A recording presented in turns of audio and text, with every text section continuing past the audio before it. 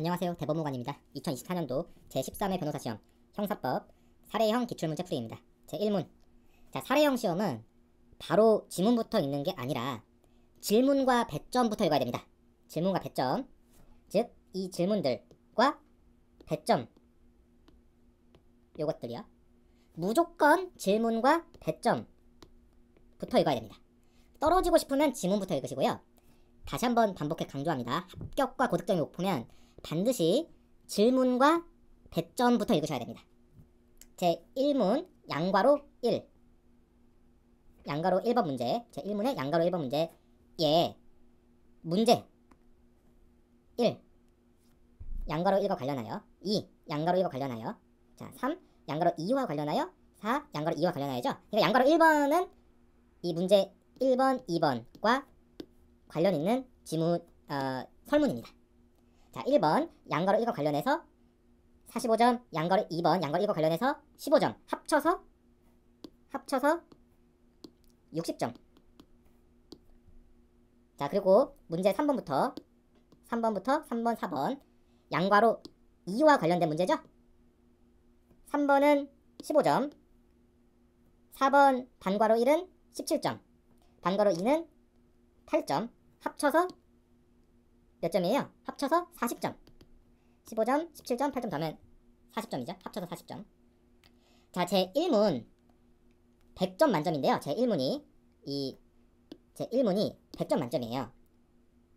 그중 양괄호 1과 관련된 것이 양괄호 1과 관련된 두 문제가 60점이고 양괄호 2와 관련된 두 문제 40점입니다. 그리고 지금 1문만 제가 이걸 보고 있지만 지문 자체를 새로 하는 제2문도 보시면 100점이에요. 그러니까 제1문 더하기 제2문은 200점인 겁니다. 여러분들이 써서 제출하실 답안지 분량 있죠? 답안지 분량 역시 반드시 이 100점 비율대로 써야 합니다. 예를 들어서 제1문, 이게 전체 다 제1문인 거죠? 이 제1문에 1번 요거 1번의 100점은 45점이기 때문에 이 45점에 맞는 비율로 제1문의 2번 100점은 15점이기 때문에 15점에 맞는 비율로 써야 합니다. 자, 답안지 분량이 제1문의 1번은 제1문의 2번의 3배가 돼야 되고요. 3배. 거꾸로 제1문의 2번은 제1문의 1번의 3분의 1배, 3분의 1이 되어야 됩니다. 답안지 분량이 45랑 15잖아요. 그리고 제1문과 제1문의 1번, 2번 그리고 제1문의 3번, 4번 있죠? 제1문의 1번, 2번은 합쳐서 60점이니까 60점에 맞는 비율로 쓰셔야 되고 제1문의 3번, 4번은 40점이니까 40점에 맞는 비율로 써야 합니다. 분량뿐만 아니고요. 시간 역시 마찬가지입니다. 제1문 이 모두 합친 것이 이제 100점이고 제2문 모두 합친 것이 여기 제가 PDF로 제2문 여기 내보내진 않았는데 나중에 이제 설명을 해드릴 거예요. 제1문의 100점과 제2문의 100점이 서로 독립적이기 때문에 시험 시간의 절반은 제1문에 나머지 절반은 제2문에 들려야 됩니다. 절반은 제1문에 절반은 제2문에. 자, 이 전체가 제1문인데요. 이 제1문의 1번, 2번 천하제일의 명문으로 어떠한 오류도 없이 완벽하게 썼다 해도 나머지 제1문의 3번, 4번 40점 그리고 제2문 100점을 쓰지 않으면 140점 부분이 빵점입니다. 빵점. 왜 제가 배점과 분량을 강조하냐면요. 이 시험 시간이 절대적으로 부족하기 때문입니다. 그리고 일부를 과도하게 길게 쓴다는 말은 나머지를 짧게 쓰는 것과 똑같은 말이 되기 때문입니다. 수험법학은 모두에게 공평하게 배분된 제한된 시간으로 합격에 필요한 점수를 먹는 공부고요. 사법시험이든 변호사 시험이든 그걸 잘하는 사람을 선별하는 시험입니다. 머리 좋은 사람을 뽑는 것도 아니고요. 학문으로서의 법학, 이걸 너가 얼마나 잘하냐 이걸 테스트하는 것도 전혀 아닙니다. 단순히 이 제한된 시간 안에 법률 분쟁을 법률과 판례에 따라서 해결하는 능력, 요걸 테스트하는 시험이에요. 결국 시험에 요령이 필요하다는 얘기입니다. 시험에 요령이 필요합니다. 이 시험이 우직하게 막 공부한다고 다 붙는 시험 아니고요. 이 강약 조절을 잘하고요. 시험에 나올 것 중심으로 보고 요령 있게 공부하고 또 요령 있게 쓰는 사람이 합격하고 그런 사람이 고득점을 하는 시험이에요. 나중에 여러분들이 실무에 오시면 아시겠지만 이 판결을 쓰는 것처럼 여러분들이 일을 하실 때도 이 강약 조절을 잘하고 요령 있는 사람이 잘합니다. 이게 시험 공부를 여러분들이 할 때 주변에 보시면 머리는 정말 좋고 또 놀지도 않아요. 술도 안 마시고 놀지도 않고 공부를 진짜 많이 하는 것 같은데 이 시험에 안 나오는 거 너무 현학적인 거 이런 거에 탐닉해서 답답하게 공부해가지고 떨어진 사람들을 좀 볼 수 있거든요. 실무에 오시면 그런 답답이들은 좀처럼 잘 없습니다. 잔인한 말인데 이 요령 없이 공부한 사람들이 다 시험에서 걸러지기 때문이거든요. 그럼 그 요령이란 건 결국 어디서 배우냐? 요령이란 건 어디서 배우냐? 이게 궁금하실 텐데 결국은 이 타고나는 게 물론 있어요. 요령 그도 이제 타고나는 게 분명히 있고 그런 게 있긴 하지만 기출 문제를 수시로 보는 것 자체가 우선 정말 중요하고요. 나아가서 이 기출 문제를 여러분들이 보실 때 어떻게 하면 뭐 명문장으로 뭐 화려하게 써서 교수들을 감동시킬 수 있을까? 이런 쓸데없는 식으로 접근을 해서는 안 됩니다. 제한 시간 내에 어떻게 효율적으로 점수를 딸 수 있는지 여기에 주목해서 문제를 푸셔야 하고요. 그렇게 문제를 풀면서 그렇게 하려면 어떤 부분 어떻게 공부해야 하겠다. 이것을 습득하는 것이 중요합니다. 이야기가 좀 샜는데 그렇게 요령 있게 접근하는 것의 가장 대표적인 방법이 바로 답안 분량의 조절. 그러니까 똑같은 말로 문제풀이 시간, 답안 분량의 조절입니다. 제가 강조해서 말씀드리고 싶은 부분이 바로 이거예요. 여러분들이 학원 모의고사든 뭐 6모, 8모, 10모든 변호사 시험이든 간에 이 사례형에서 절대적으로 답안지 분량과 시간을 정확하게 정확히 이 배점에 비례해서 배분하십시오. 문제 시작하시자마자 그 시험장에 들어가시자마자 그렇게 배분하고 그 다음에 풀이에 들어가십시오. 답안지 분량이랑 시간 배분을 뭐 제대로 하지 않고 일단 풀고 쓰면서 알아서 조절한다? 절대 안 됩니다. 절대 그게 잘 안 됩니다. 해보십시오. 99.99% 쓰다가 이 배점 높은 남은 문제들 이 백지에 가깝게 되고 그렇게 됩니다.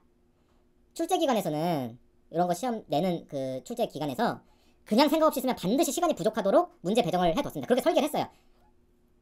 제 1문 이 전체가 이제 100점인데 이 100점짜리로 돌아오면 제 1문에 양괄호 1 관련된 1번, 2번은 양괄호 1에 관련 문제고 이게 60점이란 것이죠. 그리고 질문지 3번, 4번은 양괄호 1과는 관계없는 문제입니다. 그러므로 지문 읽는 시간을 포함해서 이 지문 읽는 시간들 있잖아요. 이 지문 읽는 시간들 포함해서 제 1문과 2문 전체 시험 시간의 절반을 제 1문에 투자하되 제 1문 100점, 제 2문 100점이라고 했죠. 이 전체 시험 시간의 절반을 제 1문에 투자하되 이 제 1문 중에서도 양괄호 1과 관련된 이 두 문제에 그중 60%, 즉 전체 시험 시간 중에서 30%, 100점에 60%면 200점에서 30%죠? 그거는 그 정도는 뭐 설명 필요 없겠죠? 이 전체 시험 시간 중에 30%를 이 두 문제에 투자해야 된다는 얘기입니다. 다시 말씀드리지만 전체 시험 시간 중에서 이 형사법 사례형 시험 전체 시험 중에서 이 30%, 즉 전체 답안 분량의 30%, 그 이상도 안 되고 그 이하도 안 되고 반드시 이 30%를 이 양괄호 1에 투자해야만 합니다. 당연히 완벽하게 다 못 씁니다. 당연히 완벽하게 다 못 쓰고요. 이 30%의 시간, 30%의 분량, 답안 비율로는 이 마음에 들게 쓰기가 힘듭니다. 시간이 부족하고 분량도 부족해요. 그렇게 설계를 해놨다니까요. 그럼에도 불구하고 그걸 적당히 잘 끊고 잘 마무리해서 나머지 문제 점수를 취득하는 게 이 합격하는 고득점하는 방법입니다. 자, 여러분들 급한 것 때문에 중요한 걸 놓치지 마십시오. 중요한 거는 점수를 따는 거예요. 합격을 하는 것이고 시험에 붙는 게 목표입니다. 그게 중요한 것이고요. 이 하나하나 보시면서 이렇게 하는 것들이 이제 급한 것들이죠. 그러나 급한 것 때문에 중요한 걸 놓치면 절대 안 됩니다. 이걸 염두에 두고 들으세요. 이것을 염두에 두고 문제를 푸시기 바랍니다. 자, 양괄호 1번의 문제 1을 봅니다. 제 1문에 양괄호 1에 관련된 1번 문항입니다. 이해되시죠? 자, 아까 문제와 배점을 보라고 했죠? 문제를 먼저 보는 이유는 묻지 않은 것은 배점이 없기 때문입니다. 자, 묻지 않은 건 배점이 없어요. 자, 1번 갑을병의 죄책을 논하시오. 갑을병의 죄책을 논하시오 돼 있죠? 이 45점은 오로지 갑을병의 죄책에 관해서만 배점이 되어 있습니다. 죄책이란 것은 이 갑을병에게 어떤 범죄가 성립하는지 그리고 그에 따라서 처벌이 가능한지를 묻는 겁니다. 거기에 대해서만 대답을 하셔야 되고요. 거기에 대해서만 필요한 논증만을 해야 합니다. 더 중요한 거는 이 지문을 읽으실 때, 이 지문을 읽잖아요. 요 지문을 읽으실 때 방금 보신 거기에 필요한 정보들, 갑을병의 죄책에 필요한 정보를 인지해야만 하고 거기에 필요하지 않은 정보까지 여러분들이 인지할 필요는 없다는 것입니다. 이해가 잘 되시나? 만약에 45점짜리 이 1번 문제 이 1번 문제가 만약에 없다고 가정해. 이 문제를 봤는데 이 1번 문제가 없어. 이게 없는 시험이야. 라고 가정하고 만약에 이 2번 문제만 있다. 요것만 있다고 가정하면 이 지문 1번 보실 때 죄책을 검토할 필요가 없어요. 죄책을 다 검토할 필요가 없습니다. 이 2번 문제에서 요구하는 갑에 대한 뭐 갑에 대한 그 경찰관의 갑에 대한 행위의 적법성, 그리고 가능한 체포의 방법 같은 소송법 문제만 검토하면 돼요. 즉 지문 보시면 지금 1번 문제를 지금 보고 있는 것이기 때문에 1번 갑을병의 죄책에 관련된 정보를 여러분들이 지문에서 체크를 하셔야 된다는 겁니다. 그게 배점도 그렇게 해야 되고 답안지 분량도 그렇게 해야 되고 여러분들 지문을 읽으면서 메모를 하실 때도 그렇게 해야 된다는 얘기입니다. 이해되시죠? 지문에서 예를 들면 뭐가 있을까요? 지문에서 예를 들면 외삼촌 A란 말이 나오죠. 을은 외삼촌 A. 이건 을의 경우에 친족 상도례 같은 이슈가 있을 수 있고 그것이 갑을병 공범관계에서는 어떻게 처리되는지를 물을 수 있다는 건데, 만약에 갑을병의 죄책을 검토하는 문제 자체가 없으면 이 부분은 유의미한 정보가 되지 못합니다. 그리고 예를 들면 또 뭐 출장 중이나 집이 비어 있다라고 생각하고 공부했는데 사실은 출장 연기돼서 A가 집에 마침 그 피해자 A가 집에 있었다거나, 아니면 뭐 금고가 있는 걸로 생각하고 계획했는데 금고 안에 금괴가 없었다. 이게 뭐 이미 오래된 사건 당시 금고 안에 아무것도 없었다. 애당초 금고 안에 금괴가 없었다는 거예요. 요런 것은 이제 불능미수냐 하는 쟁점에 관련된 것인데, 만약에 갑을병의 죄책을 검토하는 문제가 없었으면 이런 뭐 금고가 있을 거 생각했는데 금고가 없었다. 이런 것들은 특별히 유의미한 정보가 되지 못해요. 그러니까 이런 식으로 이 지문 하나하나 이 지문을 쭉 그냥 아무 생각 없이 보시기 전에 먼저 문제를 보시고 이 문제랑 관련된 뭘 물으려는 문제인가, 그리고 그 배점은 얼마인가를 확인하고 그 다음에 비로소 지문을 읽어야지 시간을 절약하고 필요한 정보를 정확하게 캐치할 수가 있습니다. 사례형 문제는 이 점수라는 열매를 따먹는 문제예요. 열매 따먹기 문제입니다. 이 사례형 문제 본질이 뭐냐? 열매 따먹기 문제입니다. 어쨌거나 이 양가로 1번 지문을 읽을 때는 이 갑을병의 죄책, 즉 갑을병에게 어떤 범죄가 성립하는지 그에 따라 처벌이 가능한지에 주목하고, 또 아까 2번 문제 잠깐 보셨죠? 2번 문제 경찰관이 옷을 붙잡은 행위와 가능한 체포의 방법 라고 나왔으니까 경찰이 나중에 갑을 붙잡은 게 적법한지, 체포는 어떤 방법으로 가능한지에 주목하셔야 되고, 그리고 이때에 1번과 2번의 답안 비중은 45대 15, 즉 3대 1 임에 주목을 하셔야 됩니다.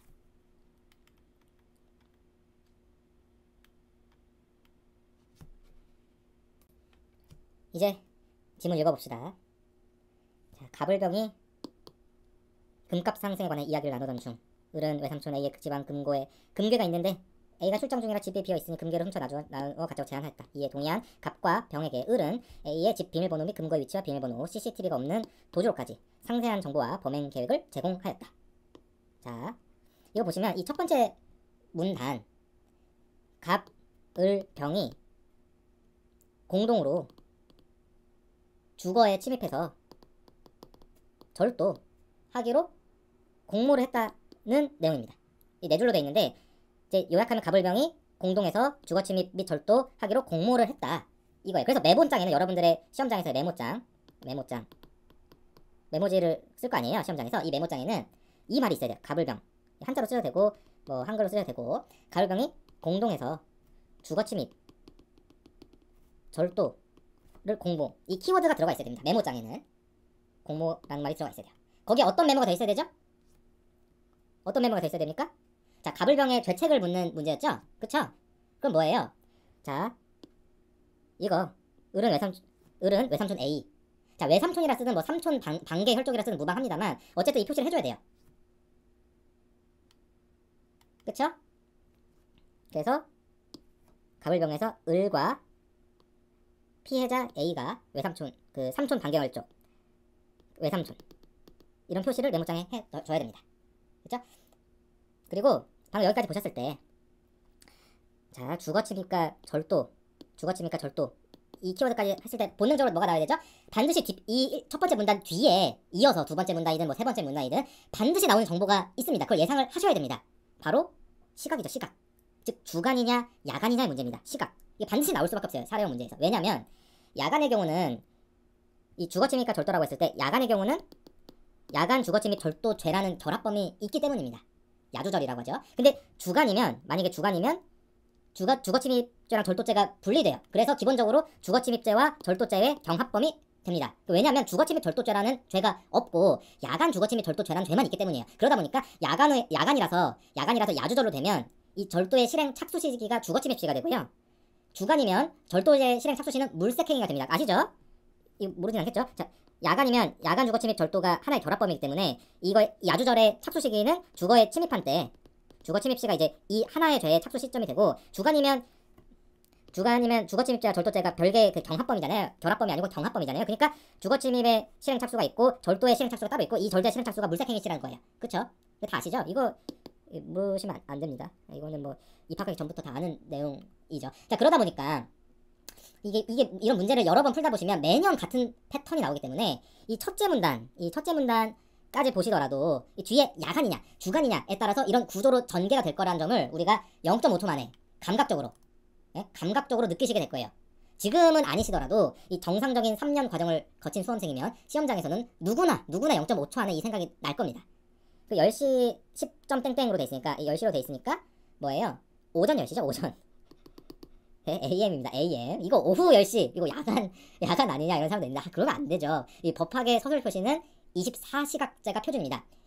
물론 이게 뭐 공문서라 보기도 좀 애매하니까 꼭 뭐 24시각제인 건 아니다라고 주장해 볼 수는 있는데요. 그러나 글쎄요, 이론적으로는 그렇게 주장할 여지도 있겠는데요. 어쨌든 이 법조인 입장에서 10점 10땡땡00 이렇게 써 있으면 이걸 오전 10시로 이해해야지. 이걸 오후 10시일 수도 있다 이렇게 이해하진 않습니다. 법조인 입장에서.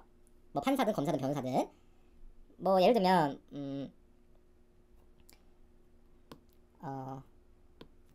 조문 한번 볼까요?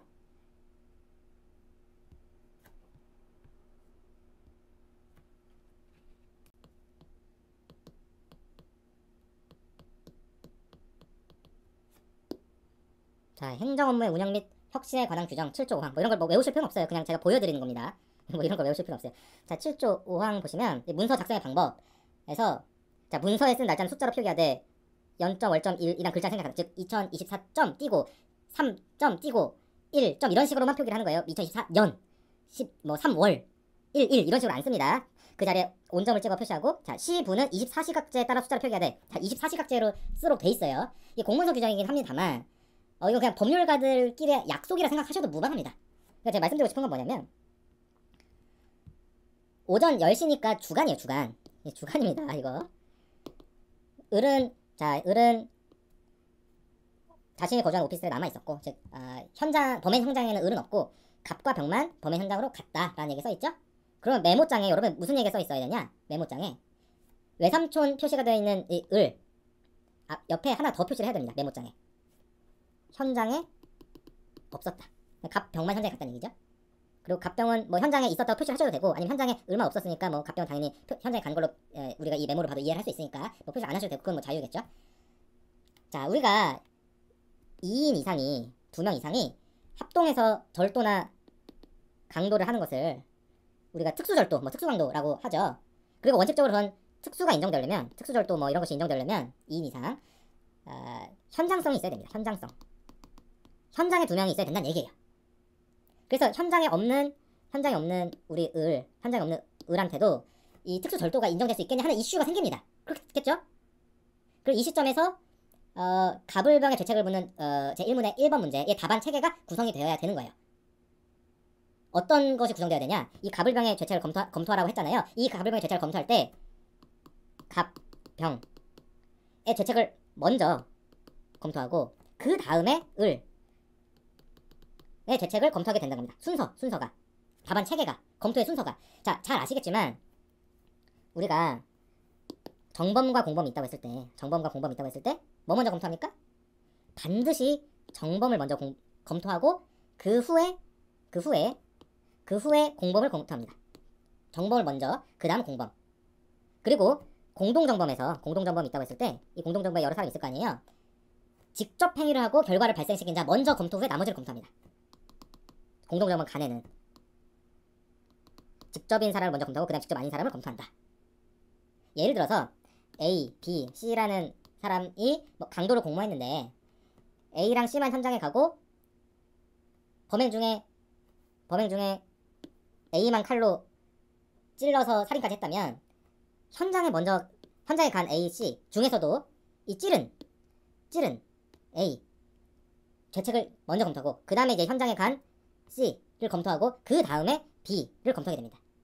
만약에 그 경우에 순서를 여러분들이 뭐 뒤바꿔서 답안을 쓰게 되면 뭐 본인이 헷갈리는 것도 헷갈리는 것이겠지만 채점자가 볼 때 이 답안 작성자가 범죄 체계론을 전혀 이해하지 못하고 있다라는 생각을 할 수밖에 없어요. 이런 요소는 채점 기준표상에서 명시적으로 그 대폭적인 감점 사유가 됩니다. 형법 문제에서는 이 순서, 검토의 순서가 정말 중요합니다. 검토 순서가 정말 중요해요.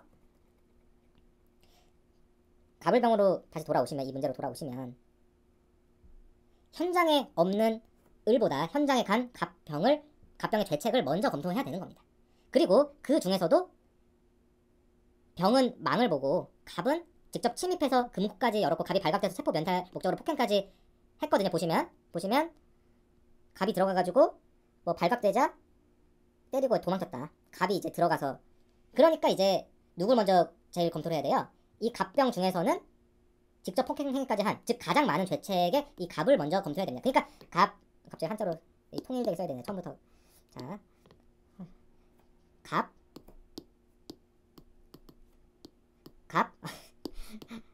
한글. 자, 제가 한글을 쓰는 거는 한자를 몰라서 한글로 쓴 게 아니라 여러분들이 한자를 모를까봐 제가 한글로 쓰는 겁니다. 갑을 먼저 해야 되고 그 다음에 병을 검토하고 그 다음에 을을 검토하는 순서로 돼야 된다는 얘기입니다. 그리고 뭐 이제 그 다음 문단 읽어보시면 이 다음 문장 쭉 읽어보세요. 읽어보시면 내용 보면 이제 갑을병이 뭐 더 죄를 지었다는 내용은 없어요. 그러니까 갑을병이 여기까지 갑을병이 죄를 뭐 범죄를 뭐 저지르는 그런 내용들이 있고, 이 다음부터는 읽어보시면 문제 2번 체포의 적법성과 같은 이제 소송법 관련된 지문입니다. 그래서 일단은 지금 1번 문제를 보는 단계니까 이런 내용은 가볍게 쭉 통독하시고 그리고 또 그 다음 문단을 봅시다. 그 다음부터 보시면 자, 경찰 조사 결과 알고 보니 사령 문제에서 이런 거죠. 사실은 뭐 그냥 뭐 사람인 줄 알고 찔렀는데 사실은 마네킹이었다. 뭐 마네킹인 줄 알고 찔렀는데 사실은 사람이었다. 사실은 알고 보니 뭐 경찰 조사 결과 이런 것들 이제 실제로 어떻게 했다는 것을 사령에서 제시하는 아주 전형적인 문구죠. 그러니까 이 부분은 실제법이랑 즉 갑을병의 죄책과 관련된 내용이 여기에 있을 거라는 건 뭐 사령 문제 몇 번 풀어보시면 막 두세 번만 풀어보셔도 뭐 그걸 직감적으로 아실 수 있을 거예요. 자, 알고 보니 이 금고 안에는 처음부터 금괴가 없었다는 거예요. 그리고 피해자가 2주간 전치 2주에 비강 출혈상을 입었다는 것이고, 그리고 첫 번째, 금괴는 이미 처분돼서 금괴가 처음부터 없었다. 그리고 전치 2주 상해가 나왔다. 그리고 세 번째, 이 피해자 A, 외삼촌이 처벌 의사 표시를 했다. 고소자 처벌 의사 표시를 표시하는 거 고소를 한다라는 것이 있습니다. 처음부터 금괴가 없었다는 부분, 이 1번 부분 관련해서 메모장에 뭐라고 써야 돼요? 뭐라고 써요? 처음부터 금괴가 없었다. 이걸 뭐 길게 쓴 게 아니에요. 시간도 없고 뭐 그럴 시간도 답안지에 뭐 그렇게 쓸 필요가 없고, 첫 번째 이 세 가지 알고 보니 사실은에 관련된 이 세 가지, 즉 이 문제에서 출제 요소 쟁점이 되는 이 세 가지에 대해서 첫 번째는 메모장에 불능 미수 퀘션 마크라고 쓰면 됩니다. 그리고 아까 이제 관련돼서 출장 중이어서 집이 빌 줄 알았는 절도를 하는데 좀 장애가 됐다. 요것은 이제 장애 미수라고 이제 물음표 쓰시면 돼요. 참고로 이제 결과적으로 이 문제 나중에 제가 풀면서 말씀드릴 테지만 이 장애 미수 부분 답안상 큰 의미는 없는데요. 이제 메모 과정이니까 그걸 이제 문제 풀기 전에 모르시잖아요. 그러니까 메모 과정이니까 써보는 겁니다. 그리고 2주간 치료가 필요한 이 비강 출혈상, 이 두 번째 것 관련해서는 메모장 옆에 이 갑 옆에 상해 물음표라고 쓰면 됩니다. 그러니까 이 정도로도 상해가 되는지 여부가 문제인 거예요. 그러니까 비강 출혈상이 이제 한자로 써서 여러분들이 그렇게 생각할 수 있는데, 물론 뭐 상해 중에서 뭐 사소한 상해라는 게 어디 있겠냐마는 코피 났다는 거거든요. 그렇죠? 그러니까 이런 걸로도 상해가 되는지 여부가 뭐 문제가 될 수 있다는 거죠. 그리고 이 갑의 상해라고 이렇게 쓴 부분을 나중에 연결시키면서 을병에 손으로 이렇게 연결시키면서 을병에도 라고 이렇게 하면 아주 훌륭한 성공적인 메모를 한 것이 됩니다. 그러니까 상해라고 했을 때 그거 상해를 갑이 때려서 생긴 상해잖아요. 그걸 을병에도 귀속시킬 수 있겠냐. 근데 문제를 이제 메모장에 이렇게 표시를 하는 거예요. 그렇죠? 을병이 직접적으로 이제 코피를 낸 게 아니라 갑이 코피를 냈기 때문에 이게 을병의 책임으로 이 상해 부분을 귀속시킬 수 있는 것이 쟁점이 될 거라는 것을 메모장에 쓰는 겁니다. 마지막으로 이제 갑을병에 대한 외삼촌의 처벌 의사 표시 부분은 외삼촌 A 부분에 처벌 희망 내지 고소 정도로 메모를 하면 됩니다. 자, 여기까지가 1번 이 45점 45점짜리에 관련 메모를 끝낸 거고요. 이제 목차를 세우면 됩니다. 우리가 아까 말씀드린 것처럼 답안 분량을 고려하셔가지고 이 1번의 이 45점짜리를 대략 몇 줄로 답안지 몇 줄로 할당하겠다를 체크하시고 그다음 목표를 쓰시면 돼요. 그러니까 이제는 이제 CBT가 실시돼서 이제 뭐 사례형을 컴퓨터 타자로 답을 쓰는 시대가 됐잖아요. 예전보다 훨씬 용이하죠. 그렇더라도 어쨌든 그 분량, 이 분량을 미리 설정하고 쓰면서 생각하고 다 쓴 다음에도 이제 이 분량이 맞나를 고민하셔야 됩니다. 그리고 답안 작성 순서에 있어서 아까 갑을병 중에서는 갑병을 순서로 검토하면 된다고 말씀드렸죠? 이 1번 문항의 답변의 목차를 구성하는 방식은 기본적으로 이제 갑병을 순이죠. 근데 이것을 좀 이렇게 여러 가지 방법이 있어요. 이 답안 목차를 구성하는 방법은 여러 가지 방법이 있는데 첫 번째로는 그러니까 단순하게 갑을병을 나누는 방식입니다.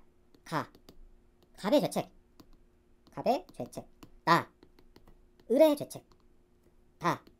죄책이 아니죠. 미쳤나봐. 병의 죄책이죠. 병의 죄책. 그 다음에 을의 죄책. 이렇게 목차를 세우는 방법이에요. 갑의 죄책 어쩌고저쩌고 따라서 갑은 어떠한 죄책을 진다. 병의 죄책 어쩌고저쩌고 따라서 병은 어떠한 죄책을 진다. 어쩌고저쩌고 따라서 을은 어떠한 죄책을 진다. 자, 이렇게 구성하는 방법이 있습니다. 이걸 편의상 로마자 1이라고 하고요. 두 번째로는 이게 야간이 아니라 주간 사례잖아요. 그러니까 주거침입 부분과 주거침입 부분까지랑 절도 이후 시간상으로 주거침입까지의 부분과 이제 절도 부분을 나누는 방식입니다. 이게 이제 야간이 아니니까요. 즉 두 번째 로마자 2라고 했을 때 집 안으로 들어갈 때까지의 죄책, 주거침입까지의 거기에 대한 소목차로 1. 갑, 병의 죄책 2. 을의 죄책 그리고 물색 이후, 그러니까 절도 관련된 부분이죠. 그러면 이제 소목차로 갑의 죄책, 병의 죄책, 을의 죄책. 그 다음에 이제 최종 결론 갑의 죄책, 병의 죄책, 을의 죄책. 이렇게 목차를 구성하는 방법입니다. 그러니까 여기서 이제 주거 침입 때까지의 부분에 있어서 갑과 병이 묶였죠. 이제 갑이랑 병을 나눌 실익이 없어서 갑병이 묶인 거예요. 문제 보시면 이제 집에 들어갈 때까지는 이제 을은 이제 자기 집에 남아 있었고 범행 현장이 없었고 을은 갑병은 이제 A의 집으로 같이 갔잖아요. 그러니까 이 주거에 침입한 단계까지는 갑과 병을 나눌 실익이 없잖아요. 그래서 이제 이런 경우는 방금 보신 것처럼 갑과 병을 묶으시면 되는 것이고 물색 이후, 그러니까 절도 이후의 부분은 갑이랑 병을 분리를 해야 되기 때문에 갑이 때려서 피가 나고 했는데 병은 때린 게 아니잖아요. 그러니까 갑병을 분리를 해야 되기 때문에 이제 분리를 한 거예요. 이제 크게 방금 이런 1번 방법과 2번 방법에 두 가지 목차로 접근하는 게 가능합니다. 이런 류의 문제는 항상 어떤 게 뭐 항상 좋다라고 단정할 수는 없고요. 정말 이 케이스 바이 케이스로 이제 더 논리 흐름상 자연스럽고 쟁점을 빠뜨리지 않고 일목요연하게 할 수 있는 것을 여러분들이 골라서 판단하시면 됩니다. 그러니까 어느 방법으로 구성하든 간에 각각 뭐 잘 쓰기만 하면 아무 문제가 없고요.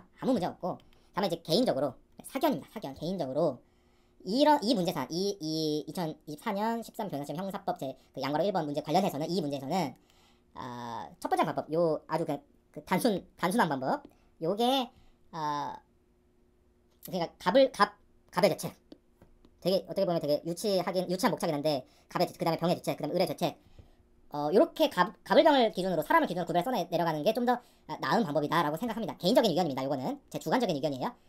다만 이거는 제 주관적인 의견이고 이 문제 뭐 개인적인 의견이긴 합니다만 제가 일반적으로 좀 보편적으로 말씀드리는 것은 어떤 문제는 간에 이렇게 갑을병 이 사람 기준으로 하는 게 안전한 방법이다라고는 제가 확실하게 말씀드릴 수 있겠습니다. 이렇게 사람 기준으로 묶을 때 그 단점은 뭐 예를 들면 단점은 이 사람 기준으로 했을 때 A, B, C를 뭐 사람 기준으로 목차를 나눈다고 했을 때 단점은 일단 A에 대해서 죄책을 다 검토한 다음에 그 다음에 B 검토할 때는 앞서 A에서 본 것처럼 A에서 검토할 때 본 것처럼 이 부분은 뭐뭐이다 라고 자꾸 원용을 해야 되고 이 C를 검토할 때도 역시 앞서 A 또는 B에서 본 것처럼 이 부분은 이렇다 라고 자꾸 원용을 해야 되는 경우가 생기거든요. 앞에 거를. 그래서 한마디로 좀 안 예쁘죠. 답안 구성이 좀 안 예쁘고요. 어떤 면에서는 조금 약간 자소 중언부언해 보이는 측면도 있긴 합니다. 그러나 이렇게 이제 사람을 기준으로 나누는 목차는 모든 케이스에서 가능한 보수적이고 안전한 방법입니다. 반대로 좀 유연한 목차 구성 방식, 즉 일정한 범위에서는 시간 또는 뭐 행위 이런 걸로 묶고 그 안에서 다시 필요에 따라서 뭐 사람을 A, B, C로 나누는 방식, 아까 본 것처럼 예를 들면 이 로마자 2번 방식, 요거는 그거랑 이제 바이스 벌써 그 반대죠. 그러니까 답안이 매우 효율적이고 좀 한마디로 예쁘게 볼 수 있으면 답안 자체가 좀 예쁘게 우리가 논문 그 과제 써서 낼 때 좀 예쁘게 쓰는 것처럼 효율적으로 예쁘게 볼 수는 있는데 이제 반대로 이 예상 문제나 모의고사 같은 거 푸시면 그 풀었던 대로 이제 생각하고 쓰다가 실제 시험에서 보니까 뭘 꼬아놨어. 예를 들면 야간 우리는 이제 주간에 대해서 이렇게 시험을 그 공부를 하고 뭐 기출을 봤는데 뭐 야간이 나오면 좀 달라져야 되거든요. 아까 말씀드린 것처럼 야주절은 결합범이기 때문에 이 절도의 시행 착수 시기가 이제 그 주거침입 시기로 이제 앞당겨집니다. 그러다 보니 그런 것들 예를 들면 그런 거 있기 때문에 실제 시험에서 이제 풀다 보니까 사실관계를 살짝 비뚤면 이제 앞뒤가 좀 안 맞는 결과가 나온다거나 목차 구성에서 그리고 중간에 좀 쓰다가 고치게 되면 이 체계를 다시 뜯어 고쳐야 되는 뭐 그런 리스크가 있습니다. 이 리스크가 상대적으로 셉니다. 요컨대 뭐냐면 이 사람 단위로 나누는 첫 번째 방법. 요게 비효율적인 측면이 있지만 좀 더 안전하고 유니버설합니다. 보편적으로 쓸 수 있는 답안이에요. 그러니까 잘 모르시겠으면 여러분들 시험장 갔는데 잘 모르겠다. 사람 단위로 나누시면 됩니다. 근데 거의 높은 확률로 여러분들이 시험장 가시면 잘 모르실 거예요. 여러분들이 뭐 3년 동안에 엉뚱한 공부도 많이 하고 뭐 이것저것 할 것도 많고 시행착오도 많이 하고 막 그러다 보면 사실 3년 동안 시행착오 없이 쭉 공부하면 3년은 굉장히 충분한 시간인데 그렇게 할 수가 없거든요. 사람은 다 약한 존재이고 시행착오를 하는 존재이기 때문에 그 시간이 되게 부족해요. 그러니까 여러분들이 실제 시험장 가면 이거 잘 모르실 거예요. 그러니까 그 100% 안다고 단정할 수 없기 때문에 그런 면에서 좀 안전하고 보편적인 이제 그냥 단순 무식한 사람 기준으로 나누는 거. 잘 모르시겠으면 사람 단위로 나누시면 됩니다. 그 얘기를 하고 싶었던 것이고요. 이 사건에서 또 사람 단위로 나누는 목차로 보겠습니다. 그렇죠? 사람 단위로 나누는 목차로 보겠습니다. 그래서 우리의 이 1번 문제의 그 답안지의 목차는 바로 여기 지금 화면에 보이시는 요거대로 갈 거예요. 자, 첫 번째 갑의 대체. 자, 이 목차로 갔을 때 이 목차의 소결은 그러므로 갑은 무슨 죄책을 진다가 되어야 됩니다. 첫머리에 말씀드린 것처럼 제가 첫머리에 말씀드렸죠? 문제가 그걸 묻고 있기 때문에 그걸 대답해줘야 되고 그 대답에 필요한 논증만을 해야 됩니다. 불필요한 논증, 불필요한 대답 기본적으로 무익하고요. 때로는 유해합니다. 즉 그런 건 써봤자 쓴 부분 0점이고요. 빵점이고 때로는 마이너스입니다. 실제로는 높은 확률로 마이너스 점수가 됩니다. 자, 법조인에게 변호사에게 참다운 변론은 필요한 모든 걸 말하되 또 필요한 것만을 말하는 데 있다라는 명언 아시죠? 자, 판결도 그렇고 서면도 그렇고 답안지도 그렇습니다. 자, 지금 문제 갑은 무슨 죄책을 진다 라는 답에 필요한 갑은 무슨 죄책을 진다라는 이 답에 필요한 논증이 맞는가? 이 답안을 쓰기 시작할 때나 써 내려갈 때나 마무리할 때나 시종 일관 의도적으로 수시로 그것이 필요한 논증에 해당하는가를 스스로 체크할 필요가 있습니다. 자, 갑의 대책에서 이제 풀어보죠.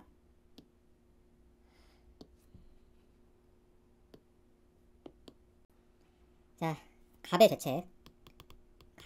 죄책에서 집 안으로 들어간 부분까지 주침은 주거침입니다. 여러분 답안지에 주침이라 쓰시면 안 되고 메모나 제가 설명하는 거기 때문에 주침이라 써요. 자, 주거침이로 안 쓰고 왜 주침으로 당신은 쓰십니까? 억울하면 합격하십시오. 합격하시면 그 다음엔 주침을 써도 됩니다. 답안지에는 주거침입이라고 쓰셔야 돼요. 자, 어쨌든 주침까지. 자, 주간이므로 주거침입과 절도가 한 개의 죄가 아니라 별도로 성립한다고 제가 말씀드렸죠? 그렇죠? 이거 뭐 고등학생들도 아는 겁니다. 자, 2명 이상이 공동으로 주거침입을 한 거니까 주거침입을 2명이 공동으로 한 거니까 지금 주침까지 보고 있는 겁니다. 2인 이상이 공동으로 주침한 거므로 뭐예요? 공동주거침입니다. 공동주거침입죄입니다. 공동주거침입죄. 엄밀히 말해 공동주거침입죄라는 죄는 형법에 없고요. 엄밀히 말해 이제 폭처법 위반이죠. 폭처법 위반 괄호 열고 공동주거침입 괄호 닫고 죄입니다. 정식 명칭이 폭처법 위반 공동주거침입죄입니다. 죄명 자체가 그래요. 죄의 이름, 죄명이 폭처법 위반 공동주거침입죄입니다. 이 시험용 법전에 보시면 이 폭처법 위반 공동주거침입죄가 있어요. 폭처법 2조 2항 1호입니다. 모르진 않겠죠. 이게 지금 이게 대상자가 뭐 이제 로스쿨에 막 입학하려는 사람을 이제 주된 대상으로 하는 거고, 물론 이제 시험 가까운 사람도 뭐 당연히 보시면 좋겠습니다만 주된 대상은 이제 법을 모르는 사람을 대상으로 이제 하는 거예요. 자, 사령 시험 볼 때 시험용 법전 제공합니다.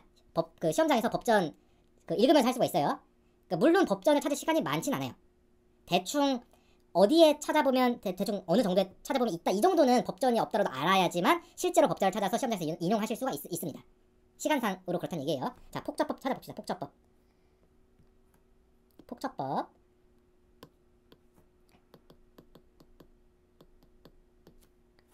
폭처법 보시면 2조 폭행 등 2조 2항 2명 이상이 공동하여 공동해서 뭐 이런 것들을 하면 가중처벌한다는 얘기입니다. 그쵸?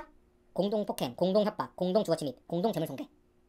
그쵸? 근데 갑에게는 이 부분 행위로 공동해서 2명 이상이 주거침입한 거 이걸로 폭처법 2조 2항 1호 형법 319조에 대응되는 거죠. 폭처법 2조 2항 1호 형법 319조 위반에 따른 폭처법 위반 괄호 공동주거침입 괄호 닫고 죄가 성립한다라고 쓰면 됩니다. 그렇게 답을 쓰면 돼요. 참고로 프라이버시가 나오면 안 되는데. 자, 참고로 제2조 제2항 제1호 라고 쓰셔야 됩니다. 답안지에 2조 2항 1호 자 이렇게 쓰지 마십시오. 이유는 묻지 마십시오. 그냥 제 말씀대로 그렇게 쓰세요. 자 그리고 문제 자체에서 약칭을 허용하는 경우가 있습니다. 예를 들어서 폭력행위 등 처벌에 관한 법률은 폭처법이라고 써도 좋다. 특정범죄 가중처벌 등에 관한 법률은 특가법이라고 써도 좋다. 이렇게 명시적으로 문제에서 허용하는 경우가 있습니다. 그러나 그렇게 문제에서 허용하는 경우가 아니면 무조건 약칭 쓰지 마십시오. 약칭 쓰면 안 됩니다. 역시 이유는 묻지 마십시오. 쓰지 마십시오. 교수님마다 스타일이 달라서 이제 뭐 이거 무방하다, 무방하다고 보는 분도 있고 점수 깎아야 된다라고 보는 분도 있습니다. 근데 어떤 분이 차점하게 될지 모르니까 임의로 뭐 문제에서 허용하지 않는데 약칭을 쓰지 마십시오. 뭐 위 법률, 뭐 같은 법률, 동법 한자로 동법이자 같은 법률, 동법. 개인적으로는 동법보다는 같은 법률 좋다고 생각하는데 네 글자고 이제 동법은 두 글자니까 보통 동법을 많이 쓰죠 수험생들은. 어쨌든 위 법률, 같은 법률, 뭐 동법 이렇게 쓰는 거 무방합니다. 그리고 뭐 민법 시험에서 민법 가르고 이하 뭐 법명은 생략한다. 이하 민법의 법명을 생략한다. 이렇게 표시한 다음에 그냥 제 몇 조 이렇게 나가는 것도 무방합니다. 이거는 이제 답안지 자체에서 이렇게 설명을 했으니까요. 근데 그런 것도 없이 밑도 끝도 없이 제 몇 조 이렇게 나오면 안 되는 것이고 뭐 폭처법, 뭐 민소법. 민소법은 약간 뭐 어떤 사람에 따라 또 교수님 채점자에 따라서 민소법 자체는 뭐 그런 분도 계시고 민사소송법을 써야 된다는 분도 계신 겁니다. 근데 폭처법 이거는 거의 아주 높은 확률로 대부분의 교수님들이 이거 안 쓰면 뭐 좀 뭔가 틀린 거 더 답안지 틀린 거 더 하나 찾아보게 되고 뭐 그렇게 좀 인상이 안 좋다는 분들이 굉장히 많거든요. 그러니까 제 말씀 취지는 이해하시죠? 그리고 또 CBT이기 때문에 좀 낫습니다. 옛날에 손으로 막 이렇게 쓰던 시절에는 이게 그래도 불이익을 감수하면서까지 폭처법을 쓰겠다 이런 사람도 있었거든요. 근데 지금 CBT에서는 그렇게 하실 이유가 전혀 없는 거예요. 제 말씀 이해하시죠? 자, 이제 갑의 대책 중에 이제 주침까지의 대책은 봤죠? 공동주거침입죄입니다. 그 다음으로 그 다음에 이제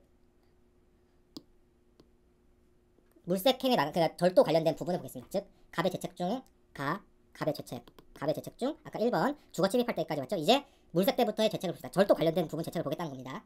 다들 아시겠지만 2명 이상이 절도에 나갔으니까 특수절도 2인 이상이 합동해서 절도한 거, 즉 특수절도 형법으로 치면 331조 2항이 문제됩니다. 331조 2항을 찾아봅시다.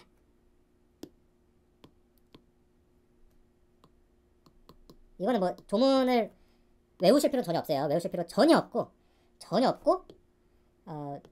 근데 이제 많이 보는 조항들은 여러분들이 알게 되게 됐죠. 그러니까 331조가 특수절도고 이제 앞에 329조가 이제 기본 절도고요. 그 다음에 야주절에 330조 있고 그 다음에 331조에 특수절도가 있는 겁니다. 331조 보시면 2인 이상이 합동해서 절취 이게 구성요건이죠. 자 2명 이상 2명 이상이 합동하여라고 돼 있으니까 지금 병이 현장에서 망 봐줬고 이제 갑이 들어간 거죠. 그러니까 망 봐주고 들어간 곳 이거는 시간적 장소적 협동성 키워드죠. 답안지에 들어가야 될 문구입니다. 시간적 장소적 협동성이 인정돼서 특수절도의 성립 요건인 현장성 시간적 장소적 협동성 인정돼서 현장성 인정 있다. 이렇게 가볍게 한 줄 정도로 쓰면 됩니다. 이 부분 뭐 길게 쓰는 건 무익적 기재예요. 여기 목차에서는 뭐 현장설은 어떻고 무슨 선은 저렇고 판례는 어떻고 있을 필요가 없습니다. 한 줄이면 돼요. 한 줄만 쓰면 됩니다. 어떤 견해를 따르는 간에 망 봐준 사람이랑 그리고 침입한 사람 간에는 현장성이 인정돼. 이거는 뭐 견해 대립이 없는 거예요. 어떤 사람이든 망 봐준 사람이랑 들어간 사람은 현장성이 인정된다고 봅니다. 그래서 학설 대립에 검토 실익이 없고요. 그냥 앞서 말씀드린 것처럼 한 줄로 현장에서 망 봐줬으니까 시간적 장소적 협동성 인정돼서 현장성 인정된 이 한마디면 충분합니다. 시간적 장소적 협동성 현장성 이 문구만 들어가면 그냥 이제 이 부분은 그냥 100% 완벽한 답변이에요. 여기에 뭐 2명이 같이 했으므로 특수절도에 해당된다 이렇게 쓰면 좀 이제 100% 완벽한 답안이 될 수 없죠. 그러나 키워드 시간적 장소적 협동성 현장성이 인정되므로 형법 331조가 정한 특수절도에 해당한다. 이거는 모든 필요한 말을 다 쓴 겁니다. 이 한마디면 충분한 거고요. 그보다 더 써봤자 0점 더 쓴 부분 0점이고요. 괜히 쓴 것에 잘못된 문구라도 있으면 포함되어 있으면 마이너스입니다. 물론 나중에 이따 을의 죄책 볼 때는 이제 뭐 현장성에 관한 이제 그 학설 판례 논의가 필요합니다만 지금 어디까지 이 갑의 죄책에서는 무익적 논의라는 거예요. 갑이랑 병에서 망받은 사람과 침입한 사람의 관계에서는 그 논의가 무익적 논의라는 겁니다. 그렇죠? 잘 따라오고 계신가요? 저 이것보다 쉽게 설명할 수 없어요. 지금 이게 이해가 안 되시면 그거는 빨리 자퇴하십시오. 자퇴해야 돼. 이거는 자신이 법학 적성이 없는 거기 때문에 이렇게 쉽게 설명하는데도 이게 안 들어온다. 이거는 가망 없습니다. 가망 없어. 네.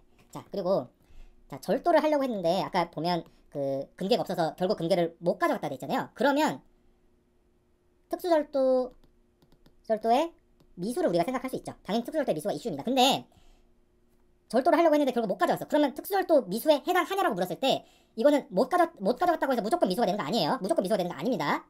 그렇게 미수 범위라도 되려면 실행의 착수가 인정이 돼야 돼요. 착수가 있어야지만 미수를 논할 수 있습니다. 기수나 미수를 논하려면 착수가 있어야 됩니다. 근데 여기서 보면 물색행위를 했다고 했죠. 갑이 그 지문 보시면 갑이 들어가서 물색행위가 뭔지 아시죠? 이 수색 그 물건 훔치고 찾는 거. 자, 물색행위를 해서 금고를 찾아서 금고를 열었다. 그러니까 물색해서 금고 찾아서 금고 열었기 때문에 착수는 당연히 인정됩니다.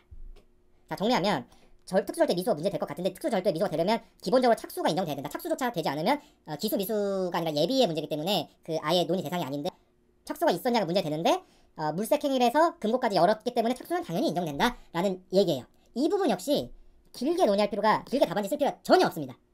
물색행위설, 무슨 설, 뭐 학설대리, 뭐 판례 전혀 필요 없어요. 금고를 찾아서 열기까지 했기 때문에 물색행위가 착수의 기준이다 아니다 뭐 더해서 뭘 하는 행위가 착수의 기준이다 이렇게 절도죄의 착수 시기에 관한 어떤 견해에 따르든 금고를 찾아 연 이상은 실행 착수가 인정되는 거예요. 그러니까 이 부분 역시도 뭐 물색행위를 해서 금고를 찾아 열었으므로 실행 착수가 인정된다 정도로 한 줄 이내로 쓰면 충분합니다. 역시 그 이상으로 학설대리 쓰는 거 역시 무익적 또는 유해적 기재입니다.